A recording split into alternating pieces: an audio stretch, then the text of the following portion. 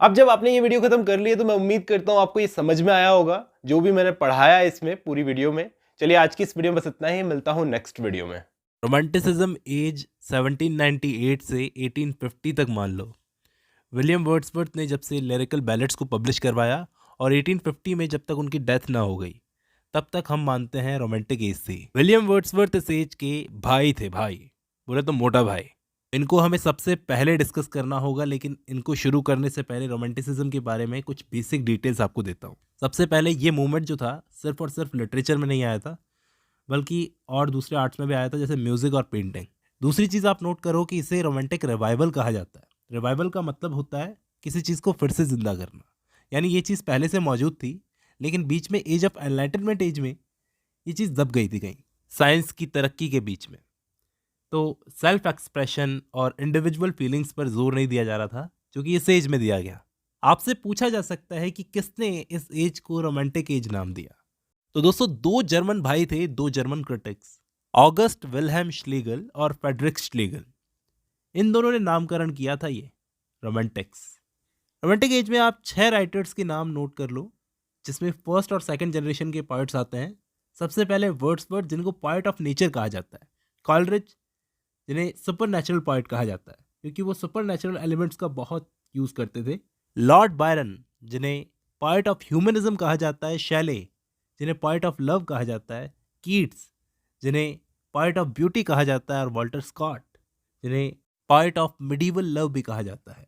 देखो, इस टाइम की हिस्ट्री की बात करूं तो 1819 में वॉर ऑफ पीटरलू होता है। इस एज के लिए किसने क्या कहा है ये बताता हूं। विक्टर ह्यूगो ने रोमांटिसिज्म को लिबरलिज्म इन लिटरेचर कहा है, जबकि गॉथी ने रोमांटिसिज्म को एक डिजीज बताया है और क्लासिसिज्म को हेल्थ बताया है। तो ये सब तो बेसिक इन्फॉर्मेशन हो गई रोमांटिक एज के बारे में।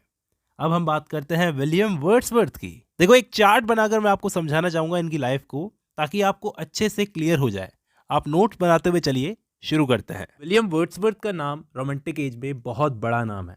इनका टाइम स्पेन था 1770 से 1850 तक, यानी लगभग 80 साल की लंबी और हेल्दी लाइफ जीकर गए थे। कोकरमाउथ में इनका जन्म हुआ था। इनका घर कोकरमाउथ में था, जिसको हम लेक डिस्ट्रिक्ट भी बोलते हैं। वर्ड्सवर्थ ने अपनी पोएम्स को पब्लिश करवाना शुरू किया था 23 की एज से, यानी 1793 में इन्होंने फर्स्ट टाइम अपनी पोएम्स को पब्लिश करवाया। और उस कलेक्शन का नाम था, दो कलेक्शंस थे, एन इवनिंग वॉक और डिस्क्रिप्टिव स्केचेस। बट 1795 में इनके कलेक्शंस के लिए इनको पैसे भी मिलते हैं, 900 पाउंड्स। पैसा मिलते ही मोटिवेशन भी मिल गया। काम करना है तो राइटर का ही करना है, बनूंगा तो राइटर बनूंगा, कुछ और नहीं। रेजली कैलवर्ट ने इनके कलेक्शंस के लिए इनको पैसे दिए थे, और उन्हीं को ट्रिब्यूट करने के लिए वर्ड्सवर्थ ने एक सोनेट भी लिखी है, to the memory of Raisley Calvert. अब मैंने आपको बताया जिस साल इनको पैसे मिले तो मोटिवेशन भी मिल गया। 1795 में इनकी मुलाकात होती है एस.टी. कॉलरिज से, सॉमरसेट नाम की जगह पर, जिस वक्त इनके साथ इनकी सिस्टर भी थी, डॉरथी। 2 साल तक वर्ड्सवर्थ अपनी बहन डॉरथी के साथ में वहाँ पर घूमे फिरे, पूरा एक्सपीरियंस लिया। फिर 1797 में ये दोनों कॉलरिज के पास कहीं आसपास रहने चले गए। वहाँ पर इन तीनों ने मिलकर तैयार किया लिरिकल बैलेट्स को।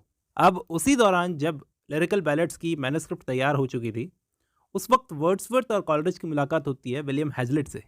हैजलिट, जो पहले से कॉलरिज के इन्फ्लुएंस में थे, वो जब इनसे मिले तो देखा इस कलेक्शन की मैन्युस्क्रिप्ट को।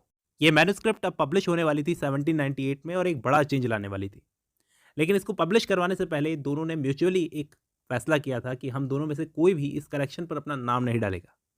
इसलिए 1798 वाले एडिशन में ना तो प्रीफेस डाला गया और ना ही कोई नाम डाला गया। देखो दोस्तों, इस कलेक्शन में 23 पोएम्स डाली गई थी, जिसमें से 4 पोएम्स तो एस.टी. कॉलरिज ने डाली थी और 19 पोएम्स वर्ड्सवर्थ ने डाली थी। तो ये कलेक्शन शुरू हुआ कॉलरिज की poem rhyme of the ancient mariner से, जो मास्टरपीस था कॉलरिज का और इस कलेक्शन का, और एंड होता है वर्ड्सवर्थ की टिंटर्न एबी से। Rhyme of the ancient mariner एक अकेली ऐसी पोएम थी जिसका वजन इतना ज़्यादा था कि कॉलरिज इस कलेक्शन का स्टार बन गया। हालांकि वर्ड्सवर्थ की टिंटर्न एबी भी इस कलेक्शन में शामिल थी, बहुत फेमस पोएम थी। VR7 और द इडियट बॉय, ये सब भी इस कलेक्शन में शामिल थी। लेकिन फिर भी rhyme of the ancient mariner ने इस कलेक्शन को एक तरीके से हिट करवा दिया। अब जैसे ही ये कलेक्शन हिट हो गया तो 1800 में, यानी कि 2 साल बाद में, इस कलेक्शन का सेकंड एडिशन तैयार किया वर्ड्सवर्थ ने। उन्होंने उसमें अपनी पुरानी पोएम्स के कुछ नाम बदल दिए, कुछ 2-4 पोएम्स के आगे लाइन्स रिटन ये सब लगा दिया और अपनी एक पोएम द कन्वेक्ट को हटा दिया और इसी एडिशन में उन्होंने लूसी ग्रे नाम की पोएम को भी ऐड किया था। दोस्तों, आप में से काफ़ी सारे बच्चों को गलतफहमी हो जाती है लूसी पोएम्स और लूसी ग्रे में। काफ़ी सारे बच्चे ऐसा समझते हैं कि ये लूसी ग्रे जो पोएम है ये इनकी लूसी पोएम्स का पार्ट है। तो दोस्तों, ऐसा नहीं है बिल्कुल भी। लूसी पोएम्स जो है 5 पोएम्स का एक कलेक्शन है। पहले उसके बारे में बता देता हूँ। लूसी पोएम्स इनकी 5 पोएम्स की एक सीरीज़ है जिनको वर्ड्सवर्थ ने 1798 से 1801 के 3 सालों के बीच में लिखा था अपनी बहन के साथ में, जब वो जर्मनी में थे। 5 में से 4 पोएम्स तो लिरिकल बैलेड्स की शुरुआती कलेक्शंस में पब्लिश हुई थी और बाद वाले कलेक्शन में एक पोएम पब्लिश हुई थी। 5 के मैं नाम बताता हूँ आपको। पहली थी strange fits of passion have I known, और दूसरी थी she dwelt among untrodden ways, third थी I travelled among unknown men, ये थर्ड वाली जो थी ये बाद वाले एडिशन में पब्लिश हुई थी। फोर्थ थी 3 years she grew in sun and shower, और फिफ्थ थी the slumber did my spirit seal. आज हम इन 5 पोएम्स को पढ़ते हुए एक ग्रुप में रखते हैं, एक सीरीज में जमाते हैं, लेकिन दोस्तों वर्ड्सवर्थ ने कभी नहीं सोचा था कि इन पोएम्स को आने वाले टाइम पर एक सीक्वेंस में जमाकर लूसी पोएम्स के नाम से पढ़ा जाएगा। उन्होंने अपने लिरिकल बैलेड्स के प्रीफेस में खुद लिखा था कि मेरी ये पोएम्स जो थी एक्सपेरिमेंटल थी।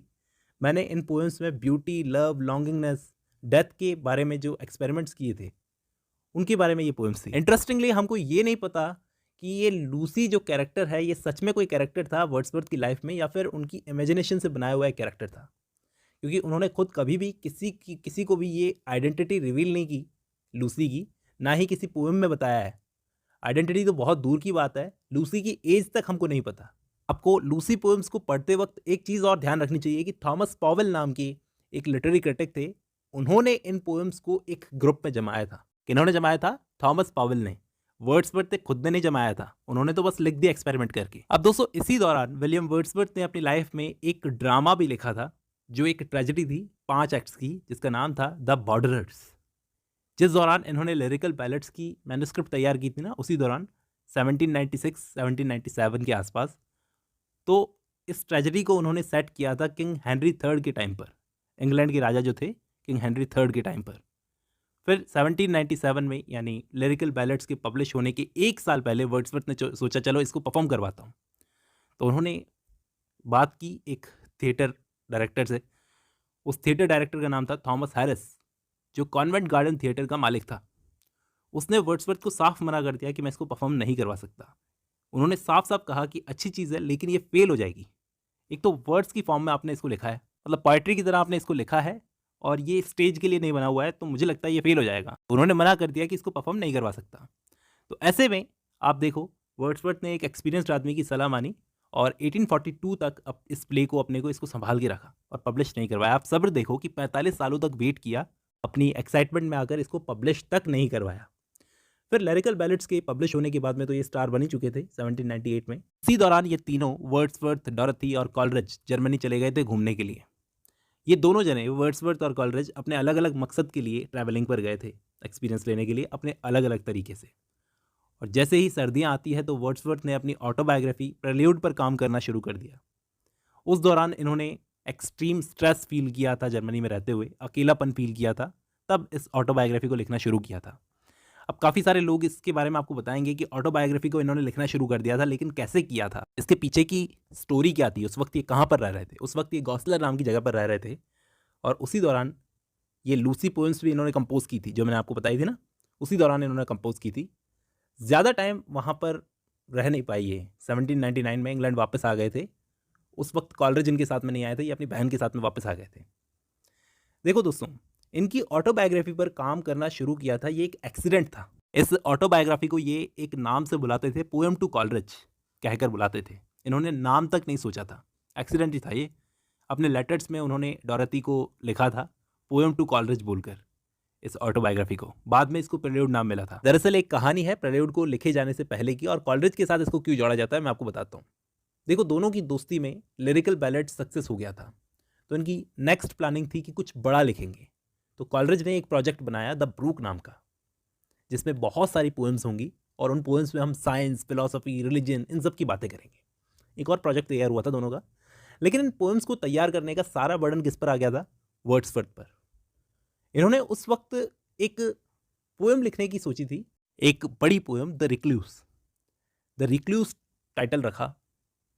कुछ लिखना शुरू ही किया, उसी दौरान साइड बाय साइड इन्होंने ऑटोबायोग्राफी भी लिखना शुरू कर दी, एक एक्सपेरिमेंट की तरह। और इत्तेफाक ये रहा कि रिक्लूस कभी कंप्लीट नहीं हो पाई। 3 पार्ट्स में इसको डिवाइड करने की सोची थी। फर्स्ट पार्ट तो इन्होंने लिख लिया, सेकंड में ये आधे में रुक गए, और प्रेल्यूड जो इनकी ऑटोबायोग्राफिकल वर्क था वो धीरे धीरे लिखकर इन्होंने पढ़ा कर लिया। प्रेल्यूड को इन्होंने खुद से पब्लिश क्यों नहीं करवाया, क्योंकि ये मानते थे कि यार एक तो पर्सनल वर्क है और दूसरा रिक्लूस पब्लिश नहीं हो जाएगी तब तक मैं इसको पब्लिश नहीं करवाऊंगा। रिक्लूस कभी पूरी हुई नहीं, कंप्लीट हुई नहीं, और प्रेल्यूड कभी पब्लिश हुई नहीं। फिर 1807 में इन्होंने एक और पोएम्स का कलेक्शन पब्लिश करवाया, पोएम्स इन 2 वॉल्यूम्स। इसका नाम बहुत इंपॉर्टेंट है। इस कलेक्शन में इनकी सबसे फेमस पोएम्स शामिल थी दोस्तों, जैसे daffodils, my heart leaps up, ode, intimation of immortality, solitary reaper, Westminster Bridge, London, world is too much with us, और भी बहुत सारी। और ये देखो, ये उस कलेक्शन का टाइटल पेज था। इसमें उन्होंने लिखा था the author of lyrical ballads. जैसे आजकल फिल्म मेकर्स लिखते हैं ना कि मैंने पहले एक सुपरहिट वर्क लिखा है इस उम्मीद में कि इस वर्क से उनको फेम मिल जाएगी, मतलब लिरिकल बैलेड्स का राइटर समझकर इनके वर्क्स पर टूट पड़ेंगे लोग। एक तरीके से इन्होंने अपनी फेम को और मजबूत करने के लिए इस वर्क को लिखा था, जो अभी कच्ची फेम मिली थी, ताकि वो स्ट्रांग हो जाए। लेकिन दोस्तों, अच्छी चीज़ें ग्रो होने में टाइम लेती है, आप भी समझते हो। स्टार्टिंग स्लो थी, लेकिन ये पोएम सुपरहिट हो गई, ब्लॉकबस्टर ऑफ ऑल टाइम हो गई थी। अब इस कलेक्शन की पब्लिश होने के बाद 1810 में वर्ड्सवर्थ की दोस्ती कॉलरिज के साथ में थोड़ी कम हो गई। अफीम के एडिक्शन को लेकर थोड़ी दूरियां बढ़ गई थी, और 1814 में इन्होंने अपनी एक लॉन्ग पोएम पब्लिश की जिसका नाम था द एक्सकर्शन। इस पोएम को इन्होंने द रिक्लूस के सेकंड पार्ट की तरह बनाया था, लेकिन जैसा मैंने आपको बताया कि सेकंड पार्ट इन्होंने कंप्लीट नहीं किया था। क्रिटिक्स ऐसा मानते हैं कि एक टाइम बाद जाकर, मतलब 1810 के बाद जाकर इनके वर्क्स में एक गिरावट देखने को मिलती है, क्योंकि शुरुआत में इन्होंने लॉस, डेथ, सेपरेशन, ऐसी चीज़ों को फील किया था, जिसकी वजह से जो सब फील करके एक पॉइंट अच्छा लिख पाता है। लेकिन अब वो इनकी लाइफ में वो प्रॉब्लम्स नहीं थी, एक शांत अच्छी ज़िंदगी जी रहे थे। तो 1820 तक ये एक बड़े नामी सक्सेसफुल ऑथर बन चुके थे, और आगे चलकर उन्होंने कॉलरिज के साथ में भी रिलेशन जो बिगड़ गए थे कुछ सालों के लिए, उसको भी सुधार लिया था। तो अब कोई अच्छी ग्रेट पोएम जो है निकल कर नहीं आ रही थी, तो इनके वर्क में एक गिरावट देखने को मिलती है। फिर 1815 में ही इन्होंने 2 से 3 नैरेटिव पोएम्स को पब्लिश करवाई। कुछ पहले लिखी हुई थी, कुछ बाद में लिखी हुई थी, और एक जो वर्क था इन्होंने हिस्टोरिकल सब्जेक्ट मैटर उठा करके भी लिखा था। नैरेटिव पोएम्स ही थी, क्योंकि प्रोज में ये लिखते नहीं थे। इन्होंने खुद ने बोला था कि प्रोज में लिखता नहीं हूँ। इस वर्क का नाम था the fate of the Nortons. इस पोएम में उन्होंने हिस्टोरिकल सब्जेक्ट मैटर उठाया, और ये पोएम इतनी पॉपुलर तो नहीं है दोस्तों, लेकिन क्रिटिक्स ने इस वर्क की बहुत तारीफ की। ऐसा कहा जाता है कि वर्ड्सवर्थ ने उस वक्त हिस्टोरिकल वर्क्स को सर वॉल्टर स्कॉट के हिस्टोरिकल वर्क्स की सक्सेस को देखते हुए लिखा था। फिर इन्होंने 1819 में एक नैरेटिव पोएम और पब्लिश करवाई, पीटर बेल। 1822 में इन्होंने अपने एक्लियास्टिकल सोनेट्स को पब्लिश करवाया। हालांकि अब वर्ड्सवर्थ का जो लिटरेरी करियर था वो पीक पर तो नहीं था, लेकिन लाइमलाइट में ये अभी तक बने हुए थे। तो जॉन केबल, जो ऑक्सफोर्ड मूवमेंट के एक लीडर की तरह थे, उन्होंने वर्ड्सवर्थ को पोएट ऑफ ह्यूमैनिटी कहा था, क्योंकि जॉन केबल के खुद के फेमस वर्क क्रिश्चियन ईयर पर वर्ड्सवर्थ का काफ़ी इन्फ्लुएंस था, इस वजह से शायद। 1842 में गवर्नमेंट ने इनको 300 पाउंड पर ईयर की पेंशन देना भी शुरू कर दी। फिर 1843 में रॉबर्ट साउदी की डेथ के बाद में इनको पोएट लॉरिएट बनाया गया।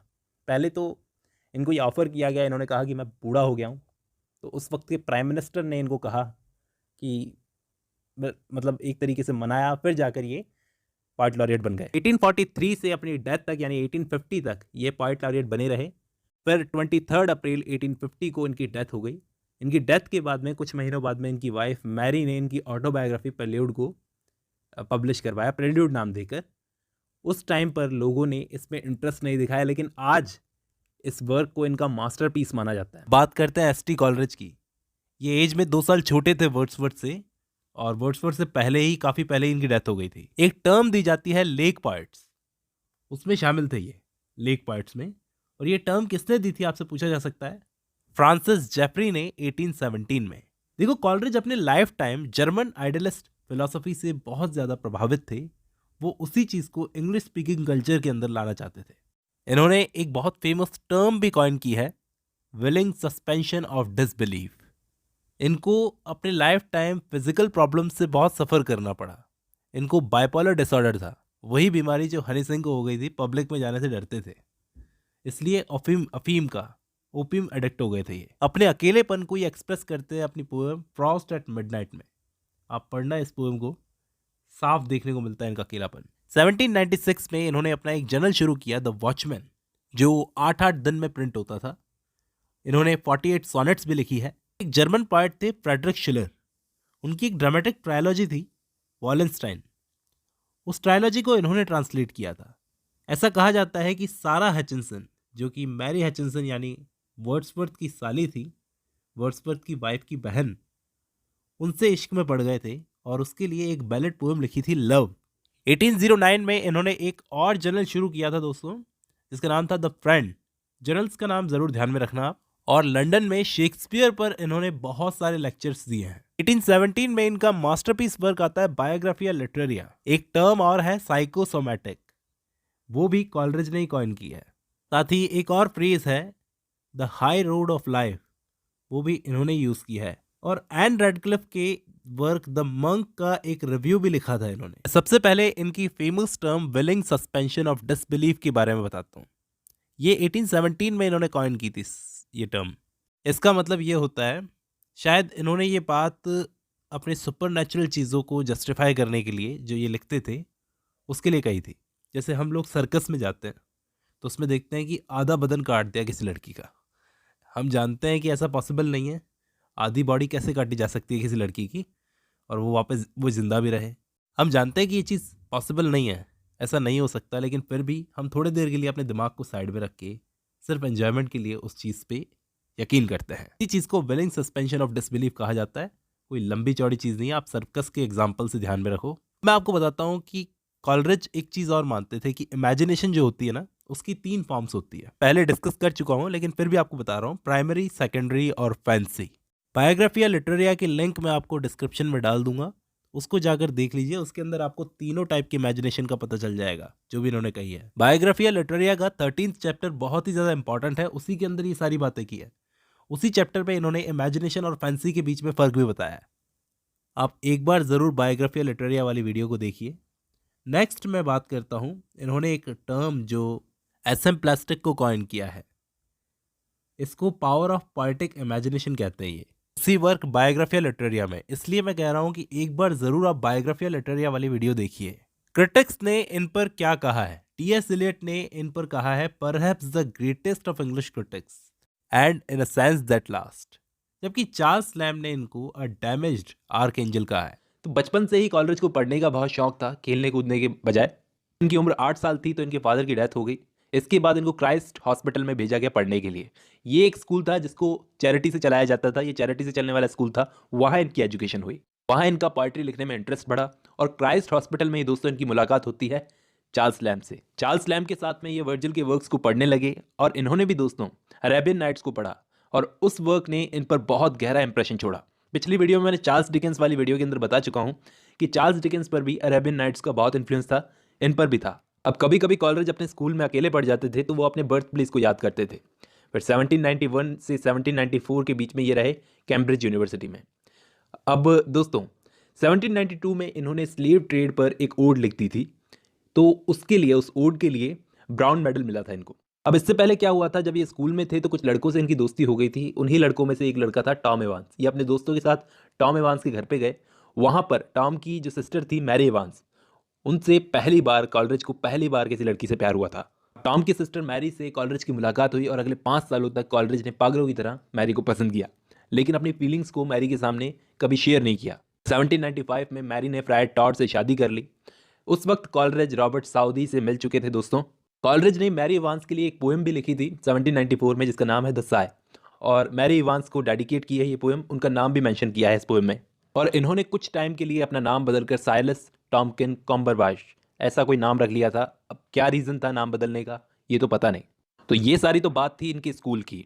जब ये कॉलेज में आए कैम्ब्रिज यूनिवर्सिटी में, तो ये जीजस कॉलेज कैम्ब्रिज में थे, तो इनकी मुलाकात होती है रॉबर्ट साउदी से। तो रॉबर्ट साउदी के साथ कोलैबोरेशन में इन्होंने एक प्ले लिखा था जिसका नाम था द फॉल ऑफ रॉबस्पियर। इसको नोट कर लो, रॉबर्ट साउदी के साथ कोलैबोरेशन में लिखा था इन्होंने। इसके बाद कॉलरिज और साउदी ने मिलकर प्लान बनाया कि हम लोग अपनी एक यूटोपियन कम्युनिटी बनाएंगे जिसका नाम होगा पेंटिसोक्रेसी। इनके साथ इस प्रोजेक्ट में रॉबर्ट लॉवेल नाम के एक पार्ट भी शामिल थे। ये 3 जने तो थे ही, और इनके साथ में 3 बहनें थी। इन 3 बहनों के नाम थे सारा, एडिथ और मैरी। ये तीनों सिस्टर्स भी इनके साथ शामिल थी। इन लोगों का ये प्रोजेक्ट था कि ये एक ऐसी सोसाइटी बनाएंगे जहां सारे के सारे रूल करेंगे और सारे के सारे बराबर होंगे। तो यूएस में इस्टेब्लिश करने की सोची इन्होंने ये, फिर बाद में वेल्स में इस्टेब्लिश करने की सोची ये सोसाइटी, लेकिन इन दोनों में से कोई भी लोकेशन डिसाइड नहीं कर पाए ये लोग, और ये प्रोजेक्ट फेल हो गया। फेल तो हो गया, लेकिन इन तीनों सिस्टर्स में से सारा से तो शादी की कॉलरिज ने, एडिथ से शादी की साउदी ने, और मैरी से शादी की लॉवेल ने। तो ये तीनों जने आपस में ब्रदर इन लॉ बन गए।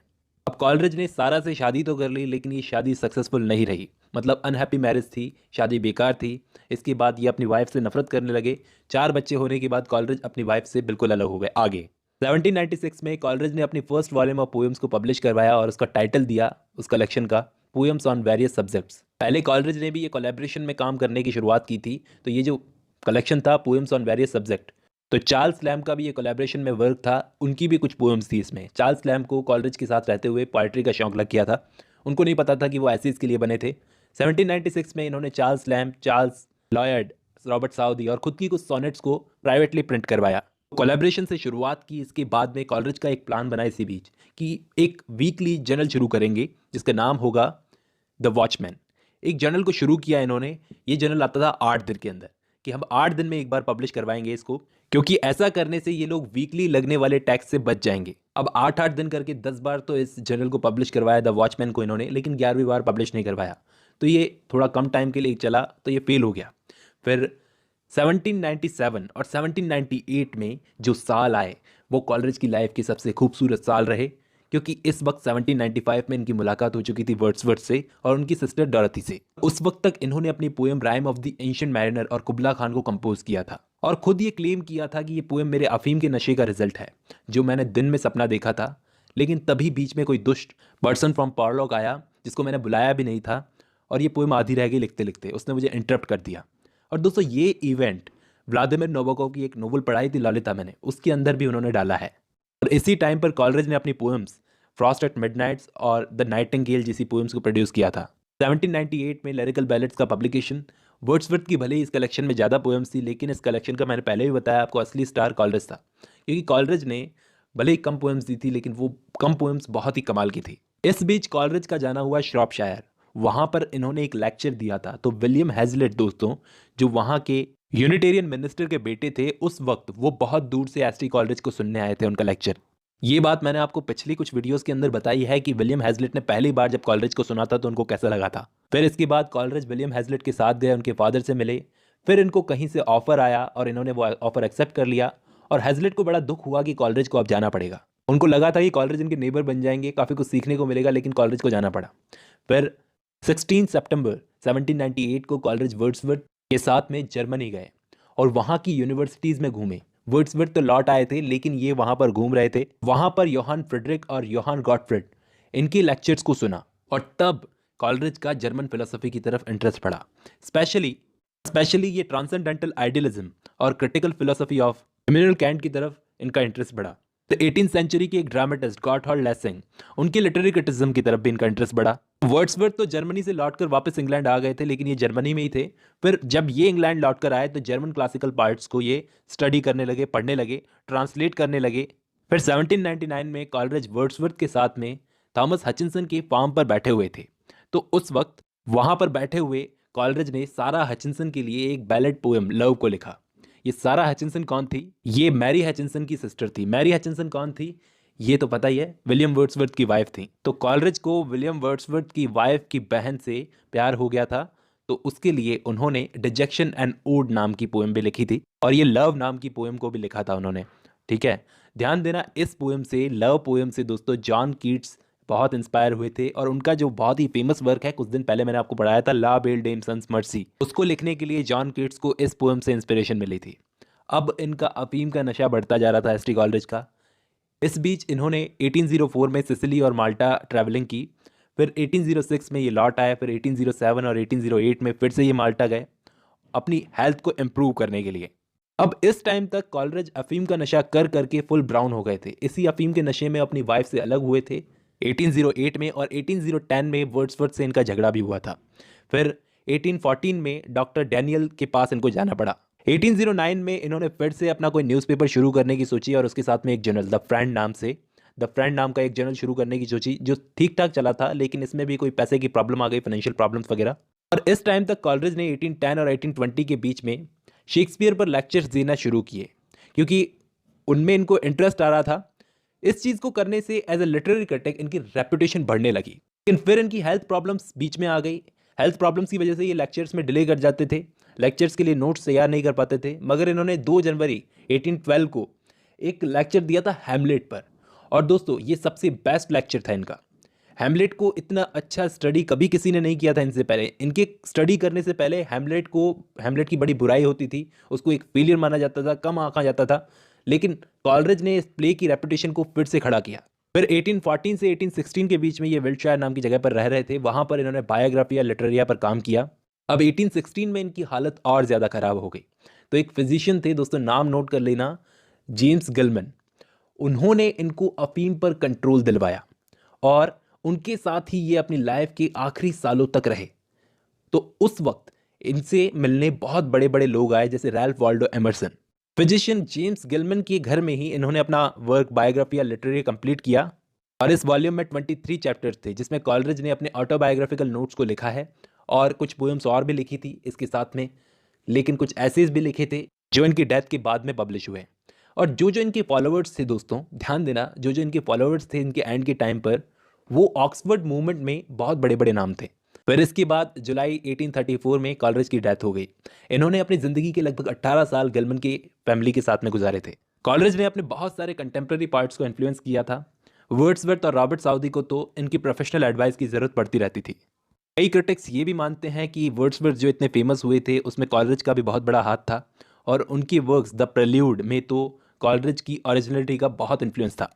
दोस्तों कॉलरिज ने लिटरेरी क्रिटिसिज्म में भी बहुत काम किया है। आने वाले 20th सेंचुरी के बड़े बड़े क्रिटिक्स जैसे I.A. रिचर्ड्स पर आप इनका इन्फ्लुएंस देख सकते हो। और इनकी सबसे लंबी पोएम्स जो है rime of the ancient mariner, Christabel, इनमें गॉथिक एलिमेंट्स आपको देखने को मिलेंगे। ये इनके बेस्ट वर्क हैं। कुबला खान भी खैर लंबी हो सकती थी, लेकिन कोई बात नहीं। इनके अलावा 8 इनकी कन्वर्सेशन पोएम्स हैं। ये 8 के नाम हैं। इन पोएम्स के लिए दोस्तों ये कन्वर्सेशन पोएम्स वाले टर्म को ढूंढा था जॉर्ज मैकलिन हार्पर ने। मैं बात करूं लिटरेरी क्रिटिसिज्म में इनका वर्क जो है बायोग्राफिया लिटरेरिया, ये सबसे बड़ा वर्क है। 1817 में इसको पब्लिश करवाया गया था। इसमें उन्होंने अपने बायोग्राफिकल एक्सप्लेनेशंस दिए हैं, और एज एन ऑथर लिटरेचर पर इंप्रेशंस को बताने की कोशिश की है, कुछ मेटाफिजिकल प्रिंसिपल्स को भी।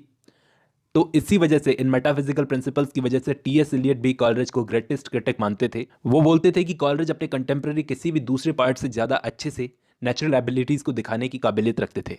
इसके अलावा दोस्तों कॉलरिज ने एक प्ले भी लिखा है, एक ट्रेजेडी, जिसको ब्लैंक वर्ड्स में इन्होंने लिखा था, असोरियो नाम था उस ट्रेजेडी का, लेकिन थिएटर ने इसको रिजेक्ट कर दिया। फिर 16 साल के बाद कॉलरिज ने इस प्ले का दूसरा नाम दिया, रिमोर्ट्स नाम से, इसको परफॉर्म करवाया। तो ये क्रिटिकली और कॉमर्शियली दोनों तरीके से ये प्ले सक्सेसफुल था। फर्स्ट टाइम 1813 में इसको परफॉर्म किया गया था। इस वर्क में भी दोस्तों उन्होंने गॉथिक एलिमेंट्स को यूज़ किया है। अपने ज़्यादातर वर्क्स में ये गॉथिक एलिमेंट्स को यूज़ करते थे। तो मैरी शेले, जिन्होंने फ्रैंकेनस्टीन लिखी है दोस्तों, वो कॉलरिज को अच्छे से जानती थी, और उनके works rhyme of the ancient mariner, उनका जो वर्क है rime of the ancient mariner, उस वर्क को डायरेक्टली इन्होंने अपने वर्क फ्रैंकेनस्टीन में मेंशन किया। इनकी जो लॉन्ग नैरेटिव पोएम थी ना, क्रस्टेबल, वो 2 पार्ट्स में लिखी हुई है। पहला पार्ट 1797 में आया था, और दूसरा 1800 में, यानी लिरिकल बैलेट्स पब्लिश होने से पहले, फिर उसके बाद। पहले इनका प्लान था कि इसको 3 एडिशनल पार्ट्स में और लिखेंगे, लेकिन वो कभी कंप्लीट ही नहीं हो पाया। दूसरी चीज़ ये कि इनका एक और प्लान था कि इसको लिरिकल बैलेट्स में पब्लिश करवाएंगे, लेकिन वर्ड्सवर्थ के सजेशन देने पर इन्होंने नहीं करवाया। अब इनके बाद हम लोग बात करेंगे चार्ल्स लैम्ब की। ये एक बड़ा नाम है दोस्तों। इनका सबसे बेस्ट वर्क है एसेज ऑफ एलिया, और दूसरा वर्क है टेल्स फ्रॉम शेक्सपियर। इनकी सिस्टर का नाम भी नोट कर लेना बहुत ज़रूरी है, मैरी लैम्ब, क्योंकि ऐसा कहा जाता है कि ये और इनकी सिस्टर दोनों किसी सीरियस मेंटल इलनेस से परेशान थे, और यहाँ तक कहा जाता है कि इनकी सिस्टर ने तो इनकी मदर का मर्डर भी कर दिया था। इसलिए चार्ल्स लैम्ब ने अपनी सिस्टर की देखरेख करने के लिए शादी नहीं की। इन्होंने अपना हाथ पोएट्री, रोमांस, ड्रामा लिखने में भी आजमाया था, लेकिन इनके दोस्त थे विलियम गॉडविन। उन्होंने इनको सजेस्ट किया टेल्स फ्रॉम शेक्सपियर लिखने के लिए प्रमोट किया। ये कॉलरिज के अच्छे दोस्त थे और 1796 में इन्होंने कॉलरिज को मैट्रिसाइड के लिए एक लेटर भी लिखा था। उन्होंने एक दूसरे की बहुत मदद की। 4 सॉनेट्स करियर की स्टार्टिंग में चार्ल्स लैम्ब ने पब्लिश करवाई थी, Charles lamb of India house नाम से, जो कि कॉलरिज की पोएम्स में अपेयर हुई थी। इन्होंने एक ट्रेजेडी भी लिखी है, जॉन वुडविल, 1802 में दुनिया के सामने आई, और इनका famous work essays of Elia 1823 में दुनिया के सामने आता है। इलिया इसलिए क्योंकि इलिया ये पेन नेम यूज़ करते थे अपना। इनकी जो बायोग्राफी लिखी है वो लिखी है E.V. लूकस ने, और इन्हें एन सिमंस नाम की लड़की से प्यार हो गया था। एसेज ऑफ इलिया में जो सबसे फर्स्ट ऐसे है दोस्तों, उसका नाम है द साउथ सी हाउस। हो सकता है आपसे पूछा जाए, या फिर एक फैक्ट और है कि इसी ऐसे में उन्होंने अपना pen name, pseudo name Elia use किया था, जबकि मैरी लैम्ब के लिए, अपनी सिस्टर के लिए कज़न ब्रिजेट नाम यूज़ किया था। लैम्ब अपने फादर को भी लॉवेल कहकर पुकारते थे। इनके बाद जो इम्पोर्टेंट नाम है वो है ली हंट, जॉन कीट्स के बहुत अच्छे दोस्त।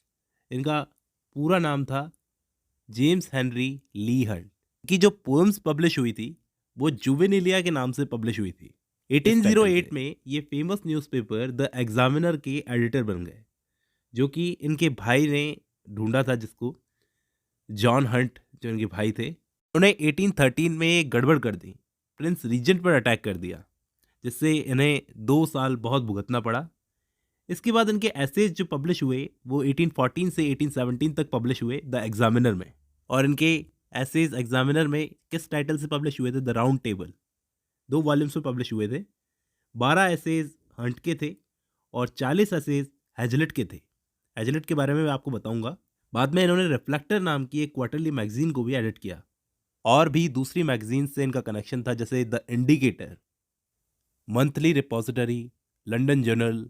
इसलिए जॉन कीट्स के वर्क्स को पब्लिश करवाने में इन्होंने हेल्प की थी, क्योंकि कनेक्शंस बहुत थे इनके। इसके बाद हम लोग बात करते हैं थॉमस डी क्विंसी की। ये एक इंग्लिश एसेइस्ट थे जो अपने famous work confessions of an English opium eater 1821 के लिए जाने जाते हैं। इनका ये वर्क और चार्ल्स लैम्ब का एसेज ऑफ एलिया दोनों साथ में पब्लिक के सामने आए थे लंदन मैगजीन में 1823 में। दोस्तों, ये एक व्यापारी के बेटे थे और वर्ड्सवर्थ का लिरिकल बैलेट्स पढ़ने के बाद ये अपने डिप्रेशन से बाहर आए थे। इनका इसी की तरह एक और वर्क है फेमस, जॉन ऑफ आर्क। इनकी एक फेमस कोट भी है, not to sympathise is not to understand.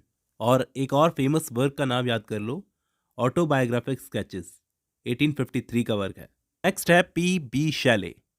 इनकी सभी पोएम्स को आपको ध्यान में रखना है दोस्तों। ये इंग्लिश लिटरेचर के फाइनेस्ट लिरिक और एपिक पोएट थे। ये अपनी क्लासिकल पोएम्स ओzymandias, triumph of life, ode to the west wind, Prometheus unbound, to a skylark, Adonais, music, the revolt of Islam, the cloud queen Mab, mask of anarchy और Cenci, इन सब works के लिए जाने जाता है। सिंसी जो था इनका वर्ड्स ड्रामा था दोस्तों। इनके फादर थे टिमोथी शैले। वो पॉलिटिक्स से जुड़े हुए थे, मेंबर ऑफ पार्लियामेंट थे। तो शैले की 4 छोटी बहनें थीं और एक भाई था। ठीक ठाक फैमिली से थे। शुरुआती एजुकेशन इनको घर में ही मिली थी। फिर 1802 में ये गए सेवन हाउस अकेडमी में। फिर 1804 में ये गए ईटन कॉलेज में। वहाँ का माहौल, ईटन कॉलेज का माहौल इनको अच्छा नहीं लगा, लेकिन वहाँ साइंस की तरफ इनका इंटरेस्ट बढ़ा और कोई दोस्त नहीं था शैले का वहाँ पे। तो इनको वहाँ पर एक निक नेम मिला, दोस्तों नोट कर लो, मैड शैले। मैड शैले का निक नेम मिला था। और इनको अपनी ख़राब परफॉर्मेंस की वजह से वहाँ पर ईटन कॉलेज में कोई एक्टिंग वगैरह में हिस्सा नहीं लेने दिया जाता था। फिर ये साइंस का तो अपना कमाल दिखाते रहते थे अपने दोस्तों के एंटरटेनमेंट के लिए। रूम के दरवाजे के हैंडल को चार्ज करने के लिए फ्रिक्शन इलेक्ट्रिक मशीन का यूज़ किया शैले ने। तो उस वक्त ट्यूटर रूम में अंदर आने की कोशिश कर रहे थे तो अलार्म बजने लगा। ये सब करते थे शैले वहाँ पर। फिर इसके बाद 1810 में शैले पहुँचते हैं ऑक्सफोर्ड में। वहाँ जाकर ऑक्सफोर्ड में सिर्फ एक ही लेक्चर लेते थे और लगातार 16 घंटे खुद से पढ़ते थे एक दिन में। फिर वहीं पर 1810 में फर्स्ट टाइम इन्होंने अपनी एक गॉथिक नोवेल लिखी जिसका नाम था जेस्ट्रोसी, उसको पब्लिश करवाया। और फिर ऑक्सफोर्ड में कई सारी पोएम्स को ये इश्यू करते थे, जैसे कि पोस्टह्यूमस फ्रैगमेंट्स ऑफ मार्गरेट निकोलसन। ये अपने दोस्त थॉमस जेफरसन हॉक के साथ में अपने इन वर्क्स को पब्लिश करवाया करते थे। थॉमस जेफरसन ऑक्सफोर्ड में ही शैले के दोस्त बने थे इस टाइम पर, और इनकी बहुत सारी पोएट्री में ये कोलैबोरेट करते थे। लेकिन फिर क्या हुआ, इन्होंने दोनों ने 1811 में बिना किसी नाम से एक पैम्पलेट को पब्लिश करवा दिया जिसका नाम था द नेसेसिटी ऑफ एथियज्म। ये एक ऐसे था एथिज्म का मतलब होता है नास्तिकतावाद, मतलब नास्तिकतावाद की नेसेसिटी। तो उस टाइम पर इस टाइप का कंटेंट लिखना बहुत ही शॉकिंग बात थी। तो अथॉरिटीज़ के पास जब ये बात पहुंची तो इनको बुलवाया गया। मार्च 1811 में ही शैले और जेफरसन दोनों को ऑक्सफोर्ड से बाहर कर दिया गया। फिर इसके कुछ महीनों के बाद अगस्त 1811 में शैले सिर्फ 19 साल के थे, तो उस वक्त ये 16 साल की एक हैरियट नाम की लड़की के साथ में स्कॉटलैंड भाग गए। ये लड़की शैले की सिस्टर्स के साथ में उनके बोर्डिंग स्कूल में पढ़ती थी। इससे शैले के फादर बहुत नाराज हो गए, वो शैले का फेस भी नहीं देखना चाहते थे। शैले ने हैरियट से शादी इसलिए की थी क्योंकि वो शैले को मरने की धमकी दे रही थी। तो ये लड़की की पूरी फैमिली जो थी, वेस्टब्रुक फैमिली, वो फैमिली दिखा तो ऐसा रही थी कि हम लोग इस शादी के बहुत खिलाफ हैं, लेकिन असलियत में वो सपोर्ट कर रहे थे। मतलब शैले कुछ ऐसा करे, सीक्रेटली वो ऐसे ही चाहते थे। और शैले के फादर इस बात से बहुत गुस्सा थे कि शैले ने हमसे नीचे फैमिली में इस तरह से कैसे शादी कर ली। अब शैले के पास पैसे वैसे का भी सपोर्ट बंद हो गया था अपने फादर से। तो इस हैरियट की एक सिस्टर थी एलिजा, वो इससे एज में बड़ी थी, वो इसको भड़काती रहती थी ये सब करने के लिए। वो शैले और हैरियट के साथ में ही रह रही थी और शैले उसको बिल्कुल पसंद नहीं करता था एलिजा को। इस वक्त शैले के एक 28 साल की अनमैरिड स्कूल टीचर एलिजाबेथ हचिनर के साथ में रिलेशनशिप थे, जिसके लिए शैले बोलते थे सिस्टर ऑफ माई सोल या फिर माई सेकंड सेल्फ। ये दो लाइनें बोली है एलिजाबेथ के लिए शैले ने। और उसी वक्त शैले ने अपने वर्क क्वीन मैप को लिखा था। दोस्तों बहुत ही ज़रूरी वर्क है, इसको नोट कर लेना। ये एक फिलोसॉफिकल पोएम है जिसको 1813 में पब्लिश करवाया गया था और ये शैले का पहला लार्ज पोएटिक वर्क था जो कि एक यूटोपियन एलेगरी है। इसके बाद शैले जाते हैं लेक डिस्ट्रिक्ट, जहां इनकी मुलाकात होती है रॉबर्ट साउदी से। रॉबर्ट साउदी को खुद भी वेस्टमिंस्टर स्कूल से निकाला गया था, तो मिलते जुलते थे ये दोनों पार्ट। साउदी ने शैले को बताया विलियम गॉडविन के बारे में, जब मैं तुम्हारी एज का था तो मुझ पर बहुत इन्फ्लुएंस था विलियम गॉडविन का, जो कि अभी भी जिंदा हैं। शैले के टाइम की बात है ये। तो शैले ने गॉडविन को लिखा कि मैं बड़े पैसे वाली फैमिली से हूँ वगैरह वगैरह।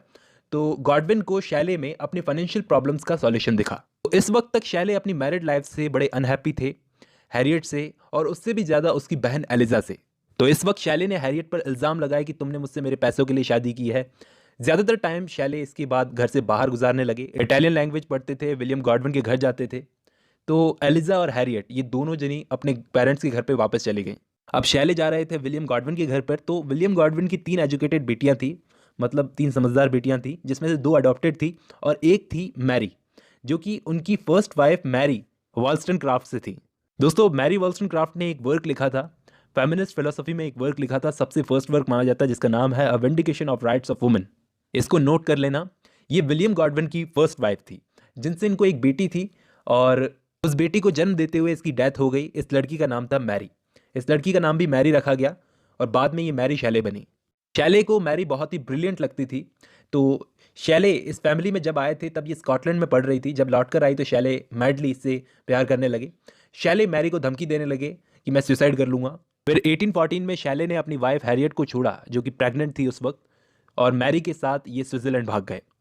इनके साथ में मैरी की सिस्टर थी।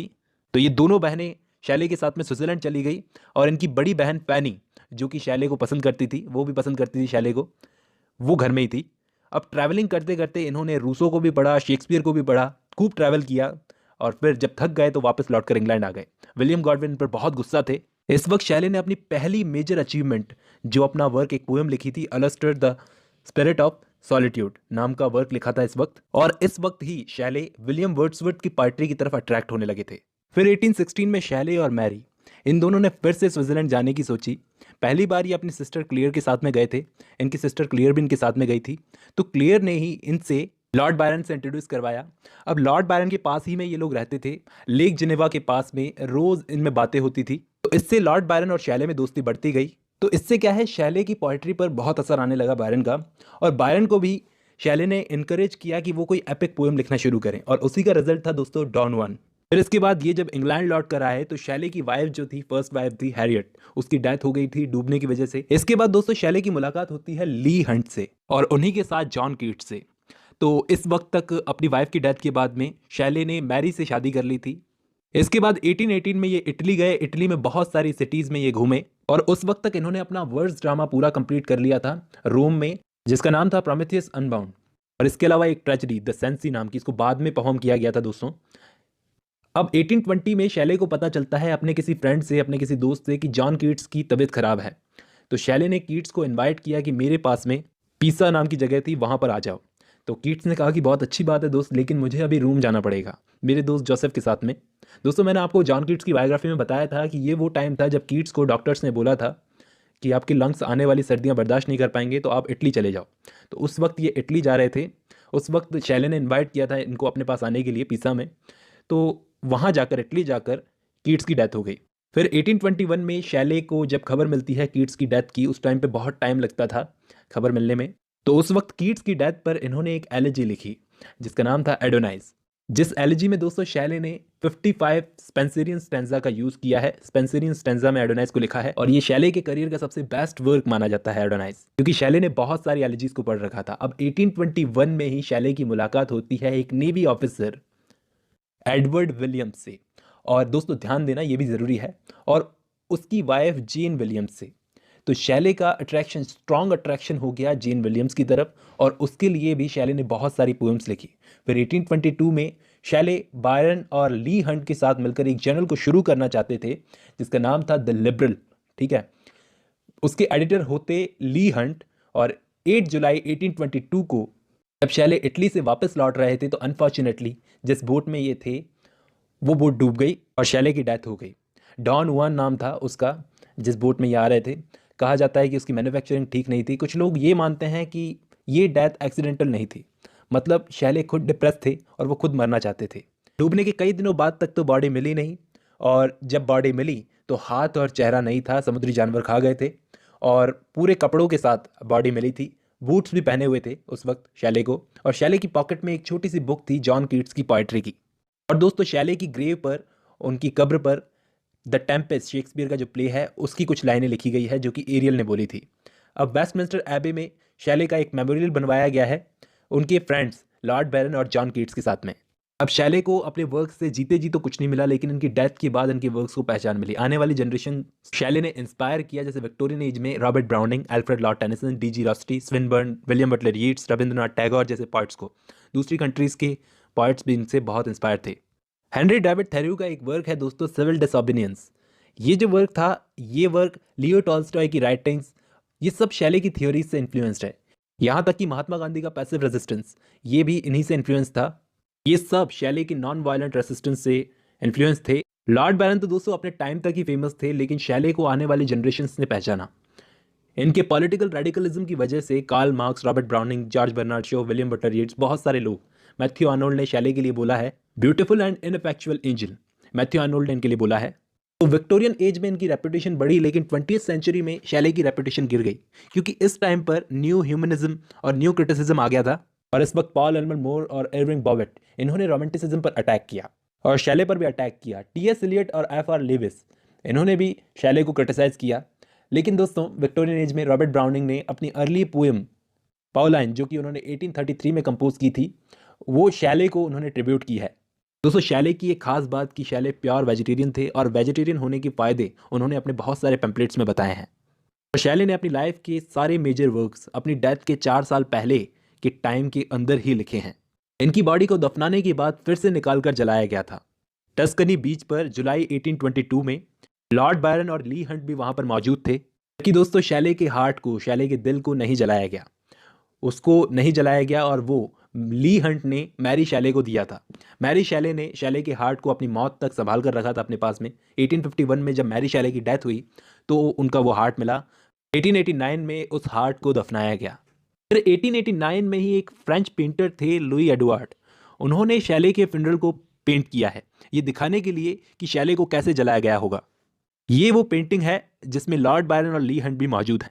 अब आपको ध्यान देने की ज़रूरत है इनके वर्क प्रोमेथियस अनबाउंड पर, जो कि 1820 का एक लिरिकल ड्रामा था, 4 एक्ट्स में लिखा हुआ। एक क्लासिकल राइटर ईस्किलिस के बारे में मैंने आपको बताया था, उनका एक वर्क था प्रोमेथिया, उसी से प्रभावित था ये वर्क। लिटरेचर में एक टाइप के ड्रामा होते हैं परफॉर्म करने के लिए, जैसे शेक्सपियर का हैमलेट, शेक्सपियर के जो भी प्लेस देख लो, और एक टाइप के ड्रामाज होते हैं क्लोजेट ड्रामा।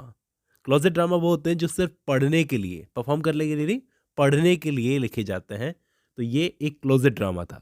शैले ने अपने रोमांटिक हीरो प्रोमेथियस को मिल्टन की सैटन से कंपेयर किया। मिल्टन ने सैटन का जैसे कैरेक्टर लिखा था, वैसे ही शैले ने अपने रोमांटिक हीरो का कैरेक्टर लिखा था। इसके अलावा इनका जो इम्पोर्टेंट वर्क है वो है डिफेंस ऑफ पोइट्री। इसको ओरिजिनली 1821 में लिखा गया था in response to Thomas Love Peacock. इस वर्क की स्टार्टिंग करते हैं शैले रीज़न और इमेजिनेशन के बीच में फ़र्क बताकर। इसके अंदर वो पोइट्री को एक्सप्रेशन ऑफ इमेजिनेशन कहते हैं। से मैंने ब्रीफ में इस वर्क को कवर कर रखा है, लिंक डिस्क्रिप्शन में डाल दूंगा। और इनका जो वर्क है ट्रायम्फ ऑफ लाइफ, ये एक अनफिनिश्ड वर्क है। एक बार ये क्वेश्चन भी बन चुका है कि इनका कौन सा वर्क अनफिनिश्ड है। देखो, इनके बाद हम लोग बात करेंगे जॉन कीट्स की, क्योंकि रोमांटिक एज में जितने वर्ड्सवर्थ इंपॉर्टेंट है उतने ही जॉन कीट्स भी इंपॉर्टेंट है। तो चार्ट्स बनाकर हम लोग डिस्कस करते हैं। दोस्तों, जॉन कीट्स को हम सेकंड जनरेशन रोमांटिक पोएट बोलते हैं, ये आपको नोट करना है। फर्स्ट जनरेशन में कौन थे? विलियम वर्ड्सवर्थ और एस.टी. कॉलरिज। जॉन कीट्स के अलावा दो और नाम है सेकंड जनरेशन में जो बहुत ही फेमस है, पी.बी. शेले और लॉर्ड बायरन। इनका जन्म हुआ था 1795 में मूरगेट नाम की जगह पर, जो कि लंदन में है, इंग्लैंड में। इनके फादर का नाम था थॉमस कीट्स और इनकी मदर का नाम था फ्रांसिस कीट्स, और इनकी एजुकेशन हुई थी जॉन क्लार्क स्कूल से। इनके फादर की डेथ के बाद में इनकी जो परवरिश हुई थी वो हुई थी इनके ग्रैंड पेरेंट्स के पास। अब दोस्तों, 1814 में यानी 19 साल की एज में फर्स्ट टाइम कीट्स ने अपनी खुद की पोएम लिखी थी, इमिटेशन ऑफ स्पेंसर। उस वक्त इनके हेडमास्टर का बेटा चार्ल्स गॉर्डन क्लार्क इनका एक अच्छा दोस्त बन गया था, और स्पेंसर पर पोएट्री लिखने के बाद में अगले ही साल 1815 में इन्होंने खुद को as a medical student register कर लिया। कहाँ पर किया था? गायज हॉस्पिटल लंदन में। फिर 1816 में इनकी फर्स्ट पब्लिश पोएम हमारे सामने आती है, जो कि एक सोनेट थी। उस सोनेट का नाम था ओ सॉलिट्यूड। और 1816 में ही इन्होंने एक और फेमस सोनेट लिखी थी, on first looking into Chapman's Homer. ये मैंने आपको पढ़ाई है, 1816 में लिखी थी। तो शुरुआती वर्क्स में इन्होंने सिर्फ चीज़ों को सीखा, पुरानी चीज़ों को जब इन्होंने पढ़ना शुरू किया तो उनसे सीखा, और वही चीज़ें आने वाली लाइफ में, आने वाले करियर में इनकी पोएम्स पर काफ़ी असर डालने वाली थी। मतलब ये स्पेंसर पर पोएट्री लिखना, ग्रीक वर्क्स को पढ़ना, ये सब। अब दोस्तों, ये जो दूसरी सोनेट थी इनकी लिखी हुई चैपमैन्स होमर, ये इन्होंने डेडिकेट कर दी अपने फ्रेंड ली हंट को। और आपको ये सब कनेक्शन बनाने में एक चीज़ हेल्प करेगी कि 1816 में ही इनको अपना मेडिकल का रजिस्टर्ड लाइसेंस भी मिल गया था। लेकिन दोस्तों, इनको पोएट बनना था तो वो लाइसेंस इन्होंने एक तरीके से इनके लिए बेकार ही था। पोएट्री की तरफ झुकाने में सबसे ज़्यादा रोल जो था वो ली हंट का था। ली हंट ने इनकी फर्स्ट जो सोनेट थी ओ सॉलिट्यूड, उसको पब्लिश करवाने में इनकी हेल्प की थी काफ़ी। आप पूछोगे कि कैसे हेल्प की? क्योंकि उस टाइम पर ली हंट और उनके भाई जॉन हंट की मैगजीन चलती थी, द एग्जामिनर। उसके अंदर कीट्स की ये पोएम ओ सॉलिट्यूड को पब्लिश किया था ली हंट ने। तो ली हंट का बहुत ही ज़्यादा रोल है कीट्स की लाइफ के अंदर। अब अगले साल 1817 में कीट्स की लाइफ का फर्स्ट वॉल्यूम आता है, जिसका नाम है पोएम्स। इस कलेक्शन में जो दो पोएम्स थी वो थी आई स्टूड टिप-टो और स्लीप एंड पोएट्री। कीट्स की लाइफ का ये जो फर्स्ट वॉल्यूम था ये क्रिटिकली फेलियर था। मतलब इसके अंदर किसी भी टाइप की सक्सेस कीट्स को नहीं मिली, ना कमर्शियली ना क्रिटिकली। अब इनकी लाइफ में जो फर्स्ट लड़की आई थी वो 1817 में ही आई थी। उस लड़की का नाम था इसाबेला जोन्स। इनके करियर में दो फेमस पोएम्स हैं, narrative poems, the Eve of Saint Agnes और ईव ऑफ सेंट मार्क्स। ऐसा कहा जाता है कि ये दोनों पोएम्स इसाबेला जोन्स को ही डेडिकेटेड है। और इन दोनों के अलावा एक पोएम और है ब्राइट स्टार। तो इन तीनों पोएम्स की जो थीम थी, इन थीम्स का क्रेडिट जाता है इसाबेला जोन्स को। इन तीनों के अलावा एक लिरिक और है, हज हज ओ स्वीट इजाबेल। ये भी इसाबेला जोन्स को ही डेडिकेटेड है। फिर अगले ही साल 1818 में इनकी मुलाकात होती है इनकी लाइफ में सबसे इंपॉर्टेंट लड़की फ्रांसिस पेनी ब्राउन से। अब कीट्स की एक फेमस पोएम है ला बेल डेमसन्स मर्सी। दोस्तों, ये जो पोएम है ये रिफ्लेक्ट करती है कीट्स के फेलियर को। जो प्यार था उनको पेनी ब्राउन के लिए, तो प्यार में जो फेलियर उनको मिला था उस चीज़ को रिफ्लेक्ट करती है पोएम। इस पोएम को इंग्लिश में कहा जाता है ब्यूटीफुल वुमन विदाउट मर्सी, ला बेल डेमसन्स मर्सी। जुलाई 1818 में ये जब अपने मरते हुए भाई टॉम की सेवा कर रहे थे, उसी टाइम पर इनको बैडली कोल्ड हो गया और इनकी फैमिली में एक बीमारी चलती आई थी, ट्यूबरक्लोसिस, जिसकी वजह से इनकी पूरी फैमिली ख़त्म हो गई थी और अब कीट्स की बारी थी। दोस्तों, जॉन कीट्स का एक फेमस वर्क है एंडीमियन। ये जो वर्क है ये बहुत ही फेमस है। इस वर्क को डेडिकेट किया है कीट्स ने थॉमस चैटरटन को। थॉमस चैटरटन उस टाइम के पोएट थे जिन्होंने अपने कमरे में सुसाइड कर ली थी ये जो पोर्ट्रेट आप अक्सर देखते हो रोमांटिक एज को पढ़ते हुए, ये थॉमस चैटरटन का पोर्ट्रेट है। सिर्फ 17 साल की एज में इस पोएट ने अपनी जान दे दी थी। और इस पोएम की जो स्टार्टिंग लाइन है बहुत ही फेमस है, अक्सर बच्चों को स्कूलों में पढ़ाई जाती है, thing of beauty is a joy for ever. Keats ने कहा था कि इस पोएम को लिखते वक्त मैं अपनी इमेजिनेशन का ट्रायल ले रहा हूँ कि मैं कितना अच्छा इमेजिन कर सकता हूँ। उस वक्त एक क्रिटिक थे जॉन विल्सन क्रॉकर, उन्होंने एक रिव्यू के अंदर इसको क्रिटिसाइज किया। उस रिव्यू का नाम था क्वार्टरली रिव्यू। उसके अंदर इतना बुरे तरीके से, एक होता है क्रिटिसाइज करना, एक होता है बुरे तरीके से क्रिटिसाइज करना, तो बहुत ही बुरे तरीके से कीट्स की पोएम को, एंडीमैन को क्रिटिसाइज किया। एक और शख्स थे उस वक्त, जॉन गिब्सन लॉकहार्ट, इन्होंने भी बहुत ही बुरे तरीके से क्रिटिसाइज किया था। और कौन सी मैगजीन में किया था लॉकहार्ट ने? ब्लैकवर्ड्स मैगजीन। लॉकहार्ट का नाम इसलिए ज़रूरी है, आपको नोट करना ज़रूरी है, क्योंकि लॉकहार्ट ने एक टर्म को कॉइन आउट किया था, कॉकनी स्कूल ऑफ पोएट्री। ये Cockney school of poetry Keats जैसे राइटर्स जो अलग ही डायलेक्ट में अपनी पोएम्स को लिखा करते हैं, उनका मजाक बनाने के लिए इस टर्म का यूज़ किया जाता था। और उस वक्त उन्होंने किन 3 पोएट्स को इसमें शामिल किया था? ली हंट, कीट्स और शेले। और हैजलिट को भी इसके अंदर शामिल किया जाता है अक्सर। इस हद तक कीट्स को क्रिटिसाइज किया था कि एक सलाह दी थी कि तुम पोएट बनने लायक नहीं हो, जाओ और जाकर अपनी वो मेडिसिन, पिल्स, प्लास्टर्स वगैरह इन सब के पास में जाओ, वो काम करो, तुम्हारे लिए सूटेबल है। तो यहाँ पर पोएट बनकर भूखे मरोगे, इससे बेटर यह है कि डॉक्टर बनकर भूखे मरो। अब यहाँ तक हमने देखा इनकी ब्रीफ बायोग्राफी को। अब मैं आपको इनके थोड़े थोड़े वर्क्स के बारे में बताता हूँ। तो सबसे पहले हम लोग चलते हैं इनकी फर्स्ट फेमस सोनेट पर, जिसका नाम है ऑन फर्स्ट लुकिंग इनटू चैपमैन्स हॉमर। इस वर्क को पढ़ा था इन्होंने क्लार्क के साथ में। इनका जो फर्स्ट फ्रेंड था, इनके हेडमास्टर का बेटा क्लार्क, उसके साथ में पढ़ने के बाद में इस पोएम को इन्होंने कंपोज किया पेट्रार्कन सोनेट की स्टाइल में। फिर इनका इंपॉर्टेंट वर्क आता है एंडीमियन, जिसके लिए इनको क्रिटिसाइज किया गया था, जो पब्लिश हुई थी 1818 में, जो एक लॉन्ग नैरेटिव पोएम है। अब दोस्तों, एंडीमियन को क्रिटिसाइज करने का एक रीज़न था कि एंडीमियन कोई छोटी मोटी पोएम नहीं थी जो इस पर किसी की नज़र ना पड़े। इसे 4 सेक्शन में बांटा गया था, 1000 लाइनों के सेक्शन में, यानी 4000 लाइनों की ये बड़ी पोएम थी। इतना काम करने के बाद में इस पोएम को तैयार किया था और लोगों ने इसको क्रिटिसाइज करना शुरू कर दिया। फिर आती है इसके बाद में इनकी famous poem Isabella, the pot of Basil. दोस्तों, इज़ाबेला से जो प्री रैफेलाइट ब्रदरहुड के राइटर्स थे और पेंटर्स थे, उनको काफ़ी इंस्पिरेशन मिली थी। उन्होंने काफ़ी वर्क्स को तैयार किया था इज़ाबेला से। अब ये पोएम भी 1818 में ही आई थी और एक नैरेटिव पोएम है, यानी इसमें एक कहानी चलती है। इस पोएम को ऑटेवा राइमा में लिखा गया है और इसके अंदर एक यंग वुमेन इज़ाबेला की कहानी है, जो लॉरेंजो नाम के एक यंग मैन से शादी करना चाहती है, मतलब प्यार करती है, लेकिन उसकी फैमिली उसकी शादी करवा रही है ऑलिव ट्री से। और आगे इस पोएम में क्या होता है, इज़ाबेला के भाई लोग क्या है, लॉरेंजो का मर्डर कर देते हैं और उसकी बॉडी को दबा देते हैं ज़मीन में। और ये जो पोएम है इज़ाबेला, इसको ईव ऑफ सेंट एग्नेस की प्रिकर्सर पोएम कहा जाता है, यानी पहले आने वाली पोएम। इज़ाबेला पहले आई थी, ईव ऑफ सेंट एग्नेस बाद में आई थी। ये जो 2 पोएम्स थी, Isabella, ewe of Saint Agnes, और इनके साथ में एक और पोएम पब्लिश हुई थी जुलाई 1820 में, इसका नाम था लैमिया। वो भी एक नैरेटिव पोएम है दोस्तों। तो आपको ध्यान रखना है इनकी नैरेटिव पोएम्स कब पब्लिश हुई थी, जुलाई 1820 में। लिखी तो पहले जा चुकी थी लेकिन पब्लिश बाद में हुई। फिर 1818 में एक पोएम और आती है हाइपेरियन। दोस्तों, कीट्स की ये जो पोएम है हाइपेरियन, ये काफ़ी हद तक हम पैराडाइज लॉस्ट के साथ में रख सकते हैं अगर पढ़ना चाहे तो।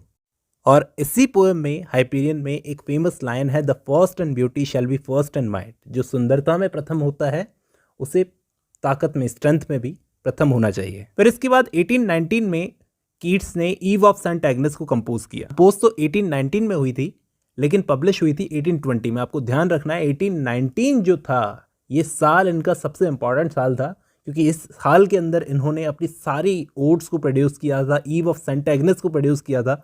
काफ़ी सारे वर्क्स थे जो इन्होंने इसी साल में लिखे थे। ये जो पोएम है ईव ऑफ सेंट एग्नेस, इसको स्पेंसेरियन स्टैंजाज में लिखा गया है दोस्तों। फिर 1819 में ही इन्होंने एक बैलेड लिखी थी, ला बेल डेम सन्स मर्सी।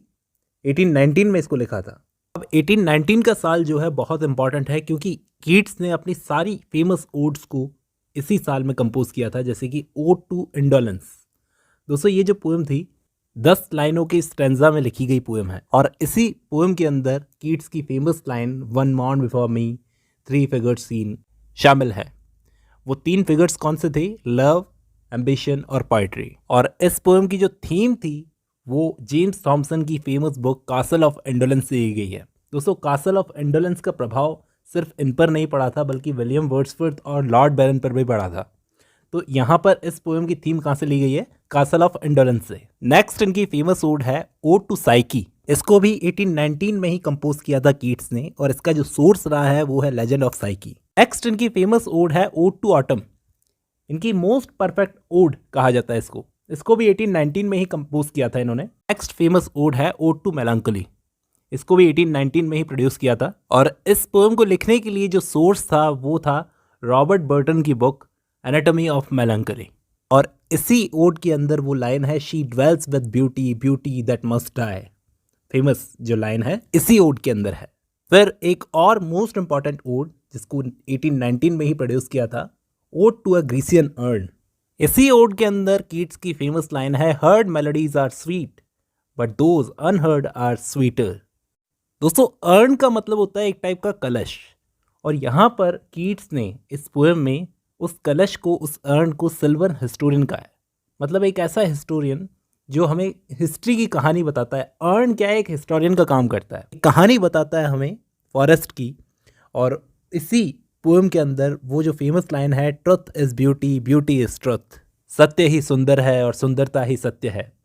तो ये लाइन इसी ode to a Grecian urn में लिखी गई है। अब मैं आपको बताता हूँ ओड टू ऑटम के बाद में सबसे इंपॉर्टेंट पोएम है इनकी टू अ नाइटिंगेल। नाइटिंगेल पर लिखी हुई इनकी हाईली पर्सनल पोएम। सो इस पोएम को कहा जाता है कीट्स की सबसे पर्सनल पोएम। ये पोएम उन्होंने तब लिखी थी जब इनके भाई की डेथ हो गई थी, just after the death of his brother Tom. दोस्तों, एक ही दिन में, सिर्फ एक सिंगल डे में इस नाइटिंगेल को प्रोड्यूस किया था और उस वक्त ये अपने दोस्त चार्ल्स ब्राउन के पास में ठहरे हुए थे। उस वक्त इन्होंने ये ओड लिखी थी। अक्सर आपसे पोएम की फर्स्ट लाइन पूछी जाती है, तो इस पोएम की फर्स्ट लाइन है माय हार्ट एक्स, मतलब मेरा दिल दुखता है, and a drowsy numbness pains. तो ध्यान में रखना है, नाइटिंगेल से आपसे सवाल पूछे जा सकते हैं। इस पोएम को आप पढ़ के जाना, जिसकी लिंक आपको डिस्क्रिप्शन में मिल जाएगी, अभी जाकर देख लेना। दोस्तों, ये सारी इंपॉर्टेंट ओड्स के नाम आपको याद रखने हैं। ये 1819 में ही प्रोड्यूस हुई थी, तो ये आपको कन्फ्यूज़न नहीं होगी और इसके बाद में ये पब्लिश भी हो गई थी। तो आपको सारी ओड्स के नाम याद रखना है और हो सके तो कुछ इंपॉर्टेंट लाइंस जो इन ओड्स के अंदर है वो भी आप ध्यान में रखना। अब लास्ट में हम लोग डिस्कस करते हैं कि किस क्रिटिक ने कीट्स के लिए क्या बोला है। मैथ्यू आर्नोल्ड ने कीट्स को शेक्सपियर के साथ में रखा है, ही इज विद शेक्सपियर बोलकर। शैले ने एक एलोजी लिखी है कीट्स के लिए, अडोनाइस। जब कीट्स की डेथ की खबर मिली शैले को, तो उस वक्त उन्होंने ये एलोजी प्रोड्यूस की थी। अब आपको ये भी ध्यान रखना है, कीट्स ने बहुत सारे लेटर्स भी लिखे थे। खुद एक लेटर के अंदर उन्होंने अपने दोस्त हैमिल्टन को लिखा था, we hate the poetry that has palpable design. एक चीज़ आपको ध्यान में रखनी है कि जॉन कीट्स की जो ओड्स है वो किस टाइप की है।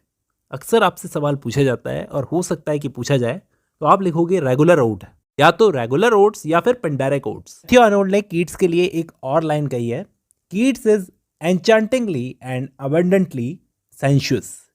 कीट्स को सेंशुअस बोला है। और एक और लाइन कही है उन्होंने, Keats had plenty of iron in him. आप में से कई लोगों को पता होगा और कई लोगों को नहीं पता होगा कि कीट्स ने अपनी लाइफ टाइम में एक प्ले भी लिखा था, 5 एक्ट प्ले लिखा था, पोएटिक प्ले था, ऑथो द ग्रेट। भले इसके बारे में ज़्यादातर लोग नहीं जानते, लेकिन फिर भी इम्पॉर्टेंट है, हो सकता है सवाल बन जाए। लॉर्ड बायरन ने कीट्स के लिए लिखा, हु किल्ड जॉन कीट्स आई से क्वार्टरली। क्वार्टरली रिव्यू मैगजीन थी ना जो, उसने मारा है कीट्स को, ऐसा लॉर्ड बायरन ने लिखा। कीट्स ने खुद वर्ड्सवर्थ पर कमेंट किया था, द ईगोटिस्टिकल सबलाइम बोलकर, द ईगोटिस्टिकल सबलाइम। कीट्स की ओड टू नाइटिंगेल है, उसके अंदर एक लाइन है, टेंडर इज द नाइट। ये जो टेंडर इज द नाइट है, ये एक नोवेल का टाइटल भी है दोस्तों। स्कॉट फिट्जजेरल्ड जो थे, उन्होंने एक नोवेल लिखी है टेंडर इज द नाइट। तो आपको ध्यान में रखना है, ये नाइटिंगेल पोएम से उठाया हुआ टाइटल है। फेमस टर्म कीट्स ने इंट्रोड्यूस किया था, नेगेटिव कैपेबिलिटी। इसको भी आपको ध्यान में रखना है। इसके साथ साथ शैले जो इनकी दोस्त थे, उन्होंने इनको कहा है कीट्स वाज अ ग्रीक, क्योंकि ग्रीक लिटरेचर में काफ़ी इंटरेस्ट था। और इसके अलावा एक और लाइन कही थी शैले ने कीट्स के लिए, one of the inheritors of unfulfilled desires. और इन सब के साथ साथ आपको एक लास्ट बात और नोट कर लेनी चाहिए कि कीट्स को एक हेलेनिस्टिक पोएट कहा जाता है, क्योंकि ग्रीक लिटरेचर में इनका काफ़ी इंटरेस्ट था, इसलिए इनको हेलेनिस्टिक पोएट भी कहा जाता है। अब बात करते हैं लॉर्ड बायरन की। इनका फुल नेम अगर कोई आपसे पूछ ले तो आप बोलोगे जॉर्ज गॉर्डन नोएल बायरन। दोस्तों अपने टाइम पर ये कीट्स और शैले दोनों से ज़्यादा फेमस थे। इनका एक फेमस वर्क है डॉन जुआन। इसके अलावा चाइल्ड हेरोल्ड पिलग्रिमेज और एक शॉर्ट लिरिक भी है शी वॉक्स इन ब्यूटी। तीनों बहुत ही फेमस है। ये 7 सालों तक इटली में रहे थे। इन्होंने ग्रीक वॉर ऑफ इंडिपेंडेंस को ज्वाइन किया था, जिसकी वजह से ये नेशनल हीरो बन गए थे। शायद इसलिए ये अपने टाइम पर फेमस थे कीट्स और शैले से। और उम्र में भी ये कीट्स और शैले से कुछ ज़्यादा ही जीकर गए थे, 36 की एज। देखो इनको अपने लाइफ टाइम में बहुत सारे एरिस्टोक्रेट्स दोस्त मिल गए थे, बहुत सारे डेट्स भी थे इनके ऊपर, और बहुत सारे लव अफेयर्स भी चला रखे थे। 1812 में चाइल्ड हेरोल्ड पिलग्रिमेज को जैसे ही इन्होंने पब्लिश करवाया, ये एक सेलिब्रिटी बन गए। लेडी कैरोलिन के साथ में ये प्यार में पड़ गए। लेडी कैरोलिन लैम, जिन्होंने इनको mad, bad and dangerous to know कहा था। इनके वर्क चाइल्ड हेरोल्ड पिलग्रिमेज पर हमें स्पेंसर का इन्फ्लुएंस देखने को मिलता है। फर्स्ट कैंटो तो इन्होंने लंदन में लिखा था, बाकी डेट से बचने के लिए यहाँ वहाँ भागते रहे, फॉरेन चले गए थे 1816 में।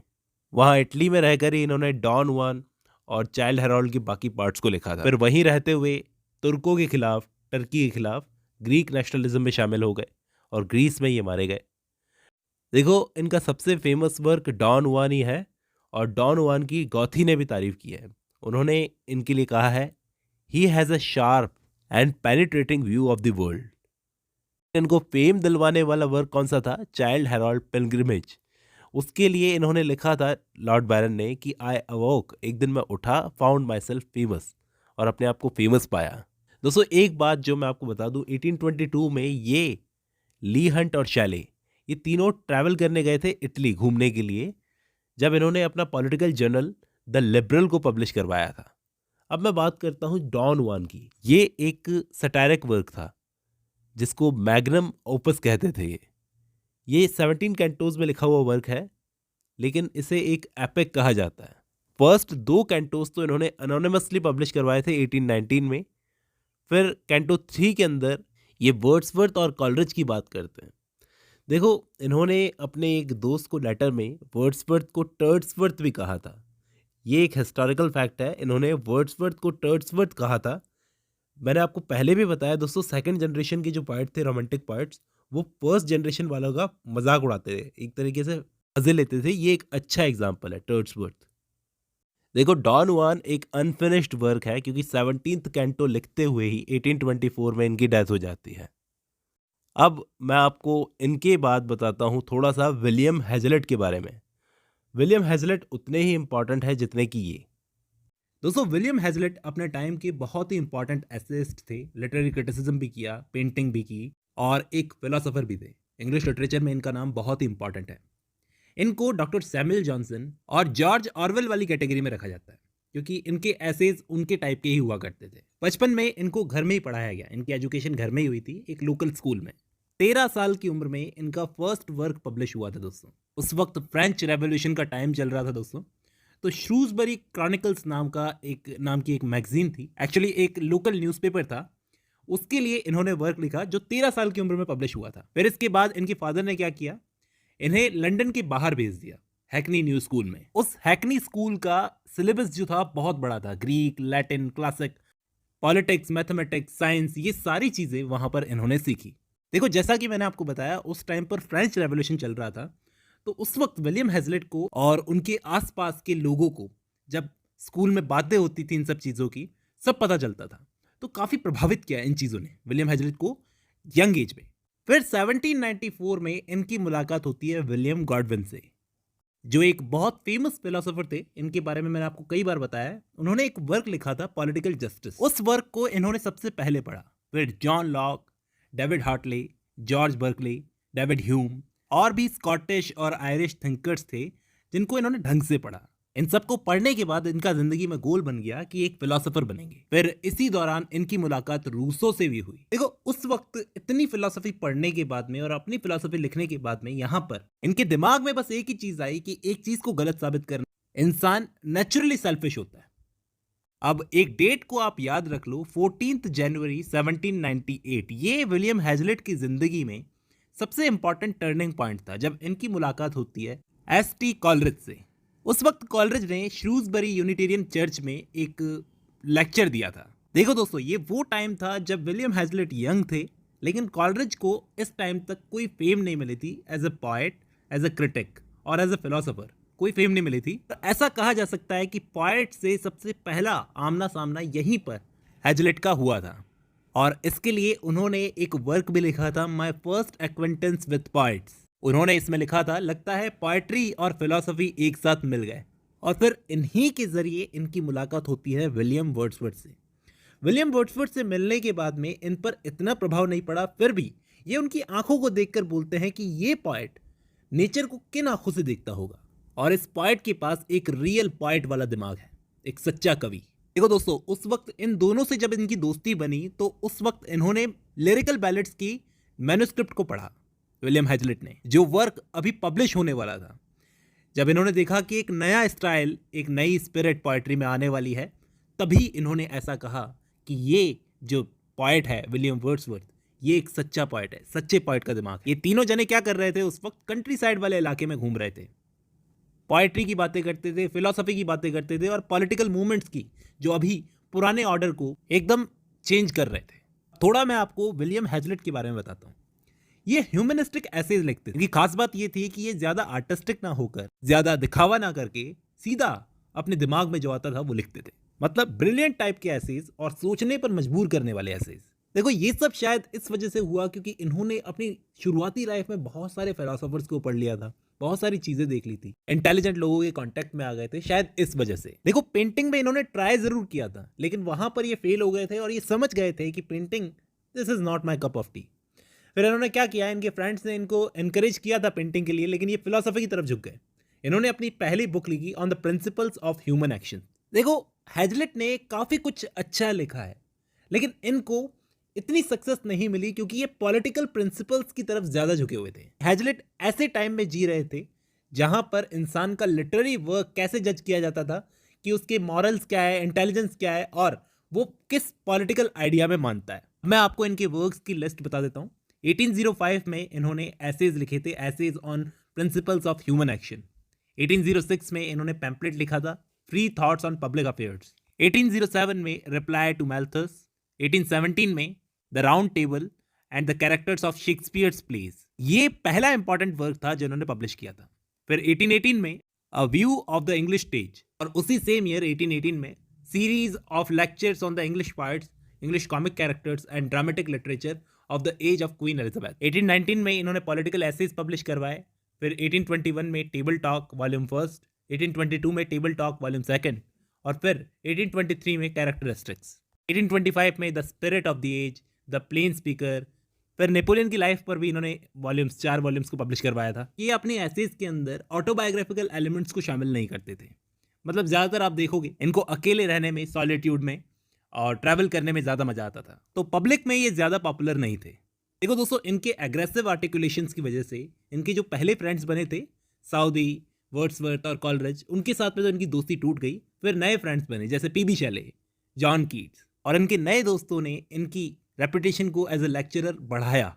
देखो, इनको सीरियसली एज एन एसेइस्ट तब लिया गया जब इन्होंने अपना वर्क पब्लिश करवाया ऑन द इंग्लिश पार्ट्स, जिसको 1818 में पब्लिश करवाया गया था, और on the English comic writers, जो 1819 में पब्लिश हुआ था। हम ऐसा कह सकते हैं कि ये कंप्लीट रोमांटिक एसेइस्ट थे, क्योंकि इनके एसेज के अंदर आप इमेजिनेशन की सुप्रीमेसी देखोगे। इसके साथ ही ये मॉरल करेज के साथ में बोलते थे। एज ए लिटरेरी क्रिटिक अगर मैं बात करूं तो इनकी टोन बहुत ही हार्श होती थी दोस्तों, अपनी कंटेम्प्रेरी एज को क्रिटिसाइज करते थे बुरी तरह से। लैंग्वेज के बारे में मैं आपको पहले ही बता चुका हूं कि इनको आर्टिफिशियल लैंग्वेज ज़्यादा पसंद नहीं थी।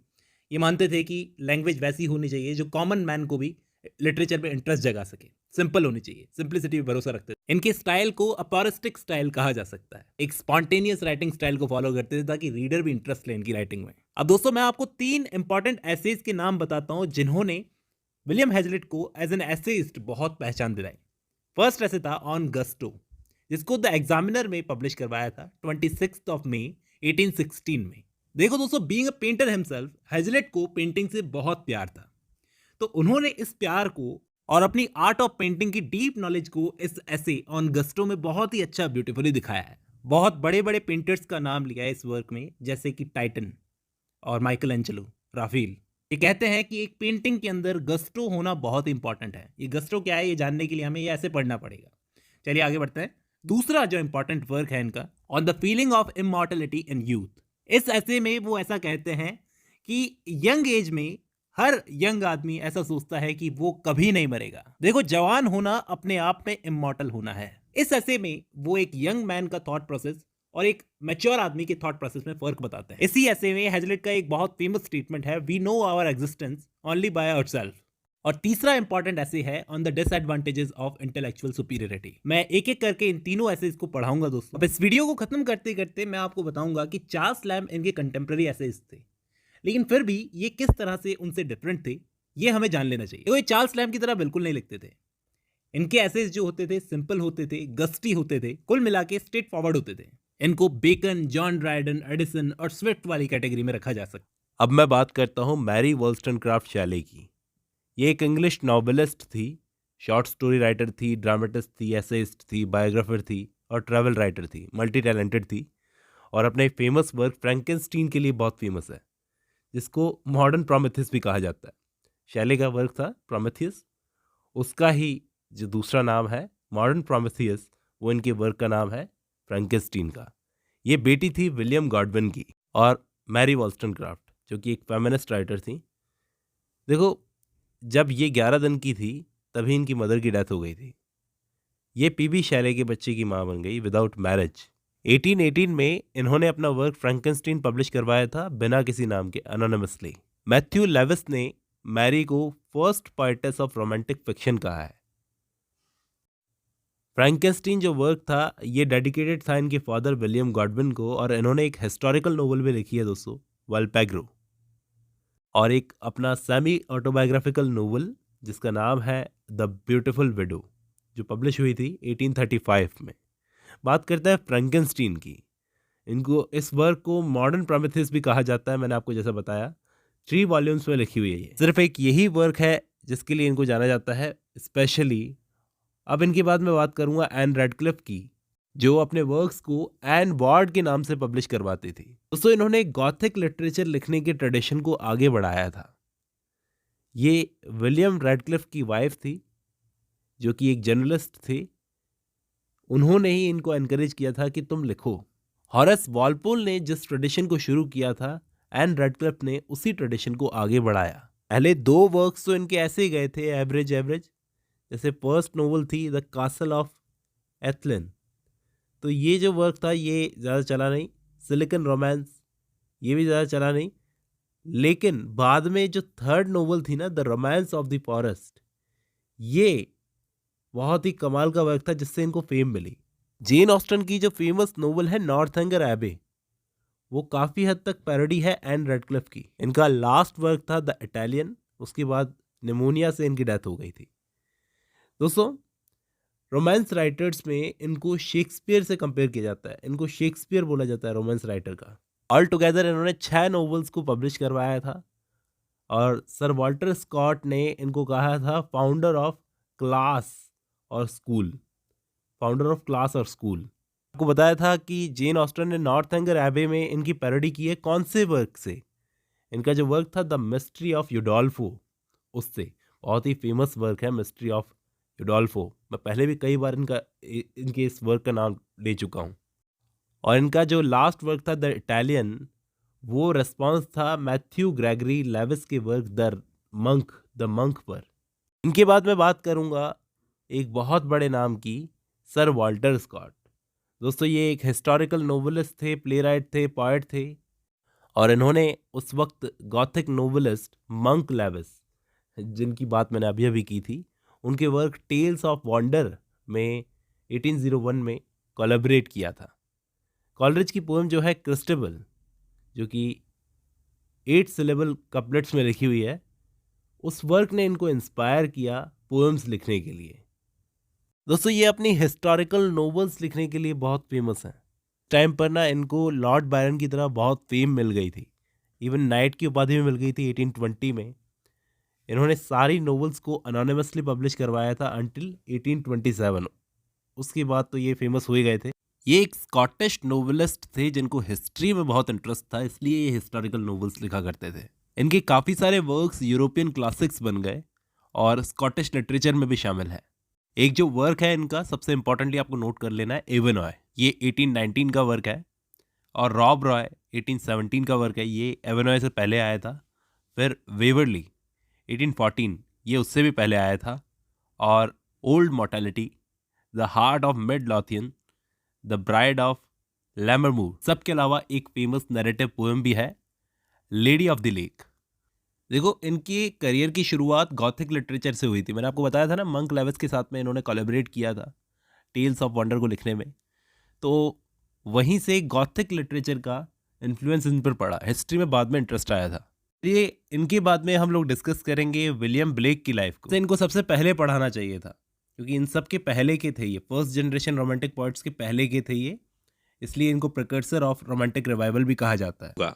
क्योंकि फर्स्ट जनरेशन रोमांटिक पोएट में William Wordsworth, S T. Coleridge, Robert Southey ऐसे पोएट्स आते थे, ये उनसे भी सीनियर थे, इसलिए इनको forerunner of romantic poetry भी कहा जाता है। रोमांटिक पोएट्री को शुरू करने वाले, बीज डालने वाले। इनका टाइम स्पेन था 1757 से 1827 तक, यानी लगभग 69 ईयर्स का टाइम स्पेन था। और इसी टाइम स्पेन के अंदर ये एक पोएट भी थे, एक पेंटर भी थे और एक प्रिंट मेकर। अब दोस्तों, मैंने इन्हें जीनियस इसलिए कहा क्योंकि इनको अपने कामों के लिए इनके जिंदा रहते तो कोई रिकॉग्निशन नहीं मिली। डेथ के बाद में लोगों ने पहचाना कि ये कितने ग्रेट थे। उस वक्त के लोग इन्हें मैड, इनसेन ऐसे नामों से बुलाया करते थे। इसके अलावा इनको रोमांटिक एज का विजनरी पोएट कहा जाता है। Visionary poet. अब विजनरी पोएट इन्हें इसलिए कहा जाता है क्योंकि ये जो अपना वर्क, आइडिया शब्दों के जरिए बयां करते थे, उसी की इमेजेस भी क्रिएट करते थे। जैसे आप इनकी एक पोएम पढ़ो, टाइगर टाइगर बर्निंग ब्राइट, बहुत ही कमाल की पोएम है। मैंने आपको बताया कि जीते जी इनको रिकॉग्निशन नहीं मिली थी, उसी की वजह से ये गरीबी में गुजरे थे।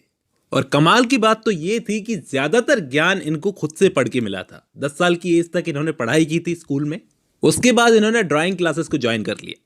और मैंने आपको बताया ये एक प्रिंट मेकर भी थे और ये एक एनग्रेवर थे। एनग्रेवर का मतलब क्या होता है दोस्तों? एक कॉपर की प्लेट ली जाती है, उसके अंदर खुदाई की जाती है, उसे एनग्रेविंग कहा जाता है। बहुत ही पुरानी टेक्निक है ये। उस वक्त इसी प्रोफेशन से मेन इनकम थी इनकी। अब इनकी शादी हुई थी एक इलिटरेट वुमन से, कैथरीन नाम की वुमन थी। तो उसको इन्होंने पढ़ना लिखना सिखाया और इन्होंने वो एनग्रेविंग टेक्निक इनको भी सिखाई अपनी वाइफ को, जो बाद में इनकी हेल्प करती थी इल्यूमिनेटेड पोएट्री लिखने के लिए। ये इल्यूमिनेटेड पोएट्री क्या होती है? ऐसी पोएट्री जो पोएट्री तो लिखी रहे, उसके साथ साथ इमेजेस यूज हो। इसके अलावा ये माइथोलॉजिकल बुक्स लिखा करते थे। ग्रीक माइथोलॉजी हो गई, बिब्लिकल माइथोलॉजी हो गई।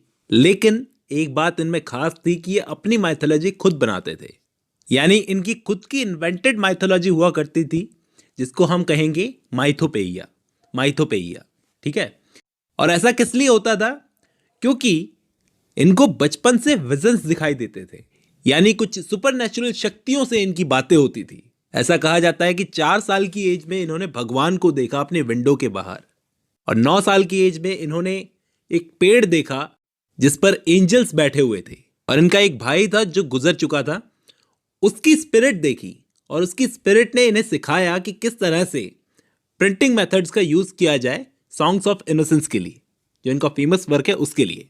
ये सब वजह थी जिसकी वजह से इनको अपनी एज में पागल कहा जाता था, मैड, इनसेन ऐसा कहा जाता था।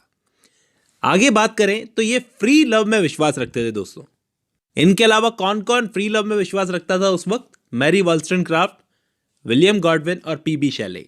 ये लोग भी फ्री लव में विश्वास रखते थे, वैसे ही ये भी फ्री लव में विश्वास रखते थे। ये एक मूवमेंट था दोस्तों, फ्री लव मूवमेंट, जिसके अंदर ऐसा कहा जाता था कि मैरिज इज अ स्लेवरी, मतलब शादी करना एक स्लेवरी की तरह है।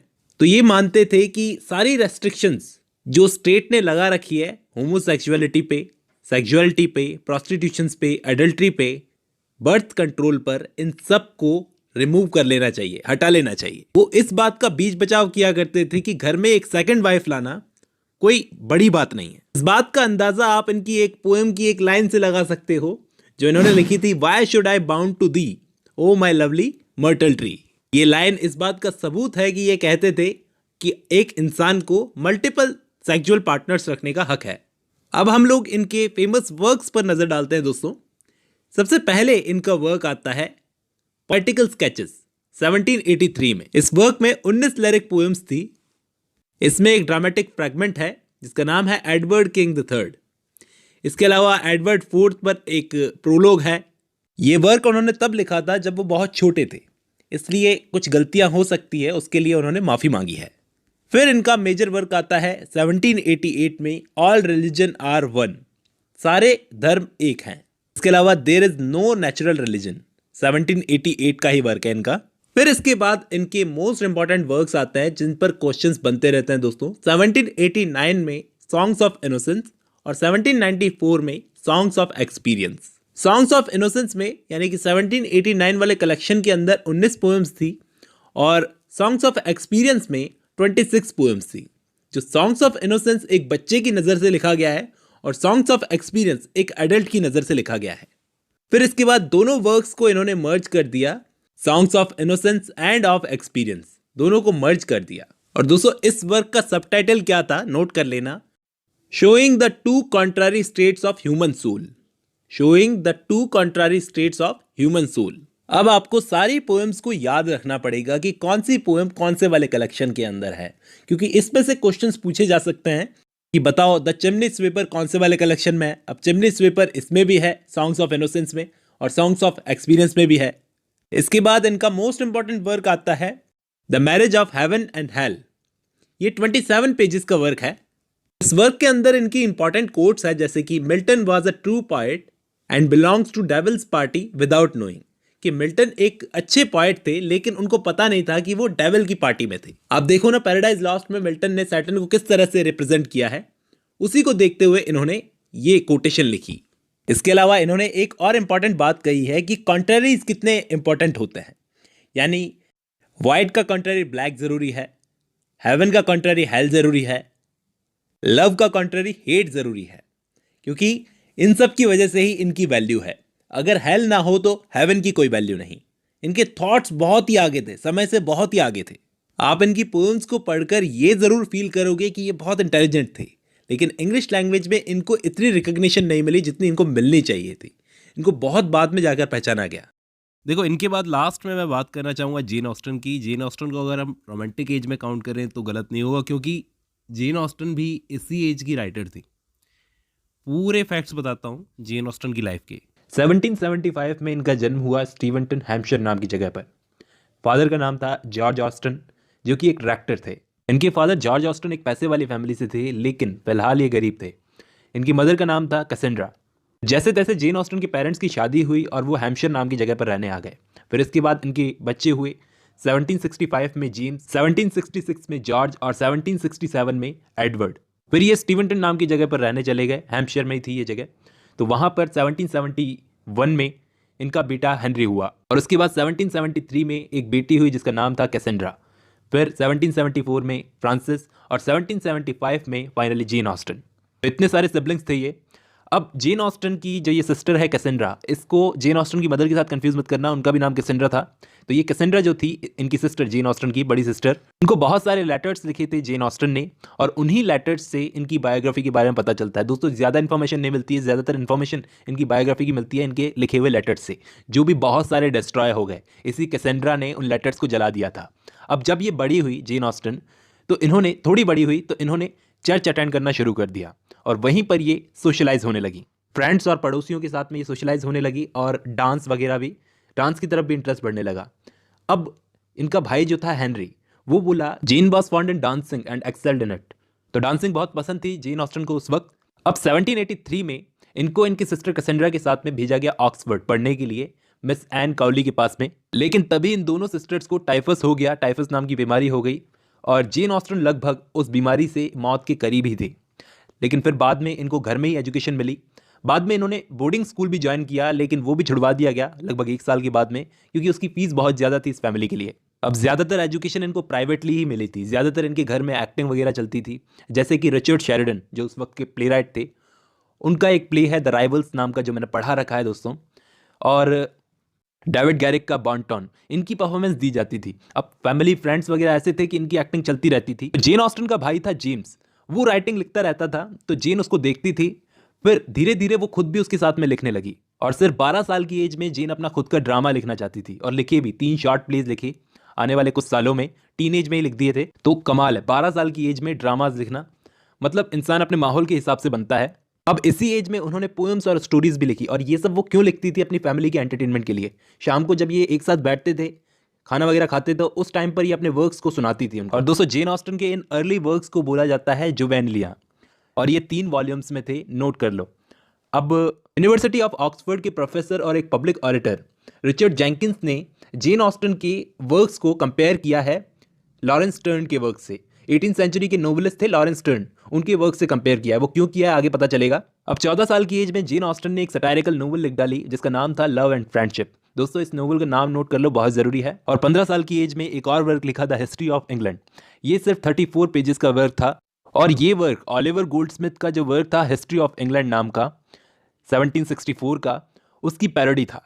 अब लव एंड फ्रेंडशिप जब इन्होंने नोवेल लिखी अपनी, तो इन्होंने डिसाइड किया कि अब ये लिखेंगी प्रॉफिट के लिए, मतलब अब ये प्रोफेशनल राइटर बनने की तरफ चल पड़ी थी। तब इनकी उम्र थी 18 साल।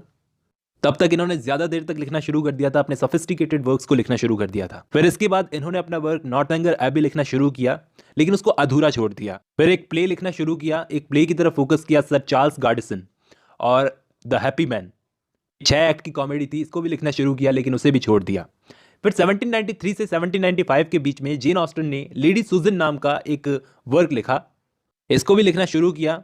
अब दोस्तों गौर से सुनना, तब इनकी मुलाकात होती है, जब इनकी एज 20 साल थी, तब इनकी मुलाकात होती है इनके पड़ोसी टॉम लेफ्रॉय से, जो कि बैरिस्टर की पढ़ाई कर रहा था। वो इनका पड़ोसी बना, और जेन ने लेटर्स में अपनी सिस्टर कैसेंड्रा को बताया भी कि हमने साथ में टाइम गुजारा, बड़ा जेंटलमैन टाइप, गुड लुकिंग और प्लीजेंट यंग मैन था। इसके अलावा भी जेन ऑस्टन ने बहुत कुछ लिखा, लेकिन तभी लेफ्रॉय की फैमिली ने उसे दूर भेज दिया, और उसके बाद वो अपना लीगल करियर बनाने के लिए चला गया। उसके बाद वो फिर से आया था यहाँ पर, लेकिन जेन ऑस्टन से उसको दूर रखा गया। इसके बाद जेन ऑस्टन ने कभी उसे दोबारा नहीं देखा, लेकिन लेफ्रॉय अभी भी जेन के दिमाग में था। अब इनके लिटरेरी करियर की बात करते हैं। लेडी सुजन पर काम करने के बाद में इन्होंने अपनी एक लंबी सी नोवेल एलेनर एंड मैरियन पर काम करना शुरू किया। दोस्तों, यही नोवेल आगे चलकर सेंस एंड सेंसिबिलिटी बनी। अब ढंग से समझना क्या क्या हुआ, कैसे कैसे हुआ। अब इन्होंने अपनी नोवेल लिखी एलेनर एंड मैरियन।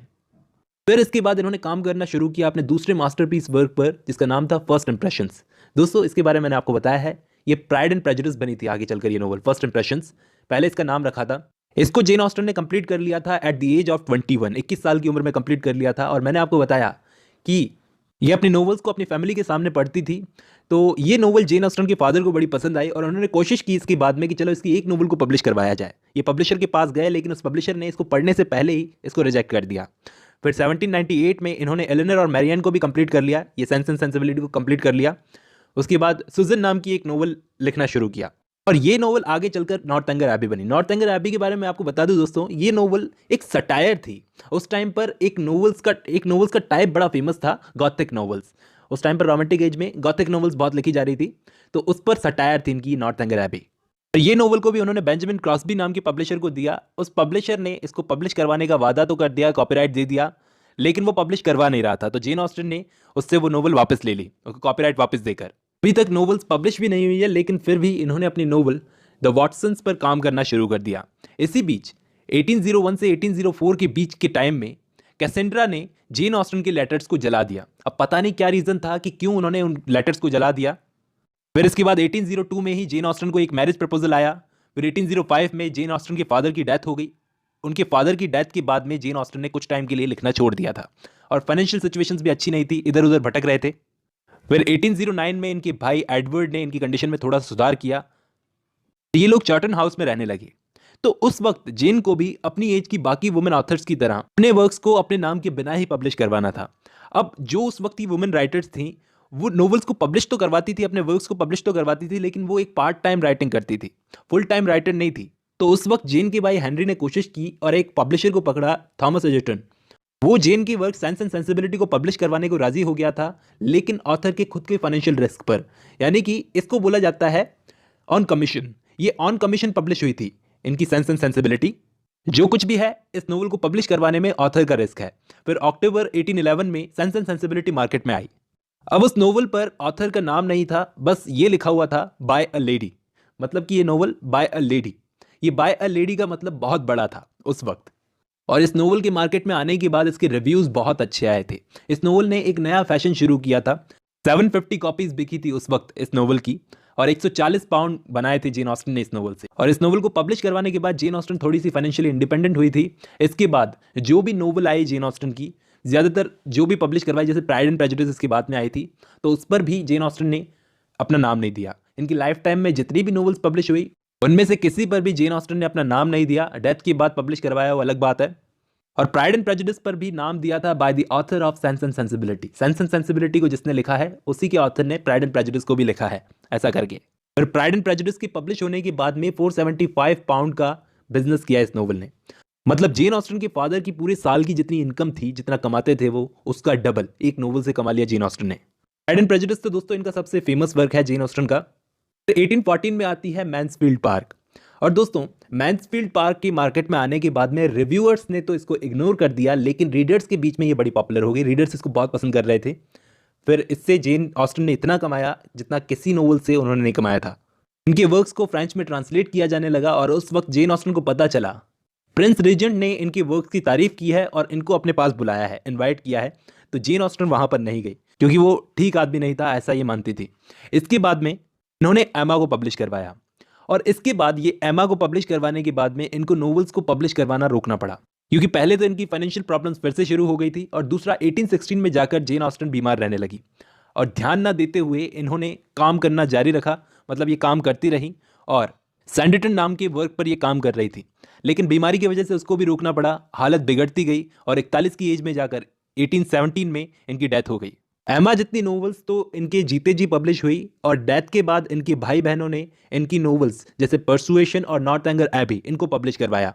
दोस्तों इनके सिबलिंग्स ने ही दुनिया को बताया था कि ये जो पहले ग्रेट नोवेल्स लिखी थी जिन पर इनका नाम नहीं था, वो ग्रेट नोवेल्स इन्होंने लिखी थी। दोस्तों इनके वर्क्स पर सेंटिमेंटल नोवेल्स का बहुत इन्फ्लुएंस था, जैसे सैमुअल रिचर्डसन, हेनरी फील्डिंग और लॉरेंस स्टर्न। तो ये सेंटिमेंटल नोवेलिस्ट थे। अब जो इनके टाइम के रोमांटिक नोवेलिस्ट थे जैसे Walter Scott, Horace Walpole, Radcliffe, Clara Reeve और ऑलिवर गोल्डस्मिथ, तो इनके स्टाइल को रिजेक्ट करके जेन ऑस्टन ने रिचर्डसन और फील्डिंग इनकी तरफ इनका इंटरेस्ट गया और रियलिस्टिक स्टडी ऑफ मैनर्स को पकड़कर इन्होंने अपनी नोवेल्स को लिखा। F.R. लेविस ने भी इनको दोस्तों रिचर्डसन और फील्डिंग के ट्रेडिशन का माना है। इन्होंने अपने टाइम की गॉथिक फिक्शन से तो परहेज किया और रियलिज्म को दिखाने की कोशिश की। नॉर्थएंगर एबी इनका इसी गॉथिक फिक्शन पर एक सटायर था। सैमुअल रिचर्डसन के स्टाइल को जेन ऑस्टन ने पकड़ा, जो कि उन्होंने पैमेला में यूज किया था। दोस्तों ये अपने नैरेटिव से अपने कैरेक्टर्स के दिमाग में जो कुछ भी चलता था वो अपने रीडर्स के सामने प्रेजेंट करती थी और ऐसे नोवेल्स लिखने वाली ये पहली ऑथर थी। जिस वक्त ये अपने नोवेल्स को बेनाम नाम से पब्लिश करवा रही थी उस वक्त sir Walter Scott leading novelist थे उस वक्त। तो जेन ऑस्टन के रियलिज्म की उन्होंने भी तारीफ की और रिचर्ड व्हीटली ने भी इनके ड्रामेटिक नैरेटिव की तारीफ की है। दोस्तों ये इनके कंटेम्प्रेरीज थे दोनों जने, लेकिन दोस्तों इनकी नोवेल्स रोमांटिक्स में फिट नहीं बैठती, क्योंकि रोमांटिक्स तो पावरफुल इमोशंस का यूज़ करते थे अपने वर्क्स में और विक्टोरियंस में भी फिट नहीं बैठती, क्योंकि विक्टोरियंस चार्ल्स डिकेंस जैसी नोवेल्स को पढ़ना पसंद करते थे।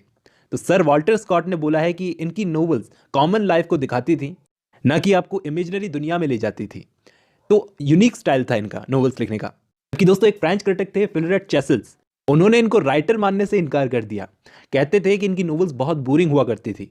हेनरी जेम्स ने भी जेन ऑस्टन की तारीफ की है और कईयों ने तो शेक्सपियर के बराबर की रैंक पर इनको पहुंचा दिया। दोस्तों इनके वर्क प्राइड एंड प्रेजुडिस को पढ़ने के बाद में प्लेराइट रिचर्ड शेरिडन ने अपने एक दोस्त को कहा, इमीडिएटली कहा कि तुम इस नोवेल को खरीदो, सजेस्ट किया, क्योंकि ये क्लेवरेस्ट वर्क है जो मैंने आज तक पढ़ा है। अब इनके वर्क्स की बात करते हैं दोस्तों। Sense and sensibility first novel थी जो इनकी पब्लिश हुई थी। फिर उसके बाद में pride and prejudice, Mansfield park, एमा, नॉर्थएंगर एबी, परसुएशन, ये तो 6 नोवेल्स थी जो कि वर्ल्ड फेमस है दोस्तों। इसके अलावा लेडी सुजन जो कि 1871 में इनकी डेथ के बाद में पब्लिश हुई थी। इसके अलावा दोस्तों ये नॉर्थएंगर एबी और परसुएशन, ये दोनों भी इनकी डेथ के बाद में पब्लिश हुई थी। बाकी की ये 4 नोवेल्स जो थी, sense and sensibility, pride and prejudice, Mansfield park और एमा, ये इनकी डेथ से पहले पब्लिश हुई थी, इनकी लाइफ टाइम में पब्लिश हुई थी, लेकिन इन पर नाम नहीं था इनका। और 2 वर्क्स, द वॉटसन्स और सैंडिटन, ये दोनों इनके अनफिनिश्ड वर्क हैं, मतलब इनको पूरा नहीं कर पाई जेन ऑस्टन। इसके अलावा सर चार्ल्स ग्रैंडिसन, एक अडॉप्टेड प्ले है इनका। जुवेनिलिया के बारे में मैं आपको पहले बता चुका हूं, जो कि इनके अर्ली वर्क्स थे 3 वॉल्यूम्स। दोस्तों आज की इस वीडियो में हम लोग रोमांटिसिज्म को डिस्कस करेंगे 1.5 घंटे में। मतलब सारे राइटर्स के इंपॉर्टेंट फैक्ट्स, मतलब रोमांटिक एज में जितने भी इंपॉर्टेंट राइटर्स हैं सबको डिस्कस करूंगा दोस्तों। वीडियो थोड़ी लंबी होगी लेकिन सारी डिटेल्स आपको इस वीडियो में आज मिलेगी। चलिए शुरू करते हैं, मिलता हूं इस वीडियो के एंड में।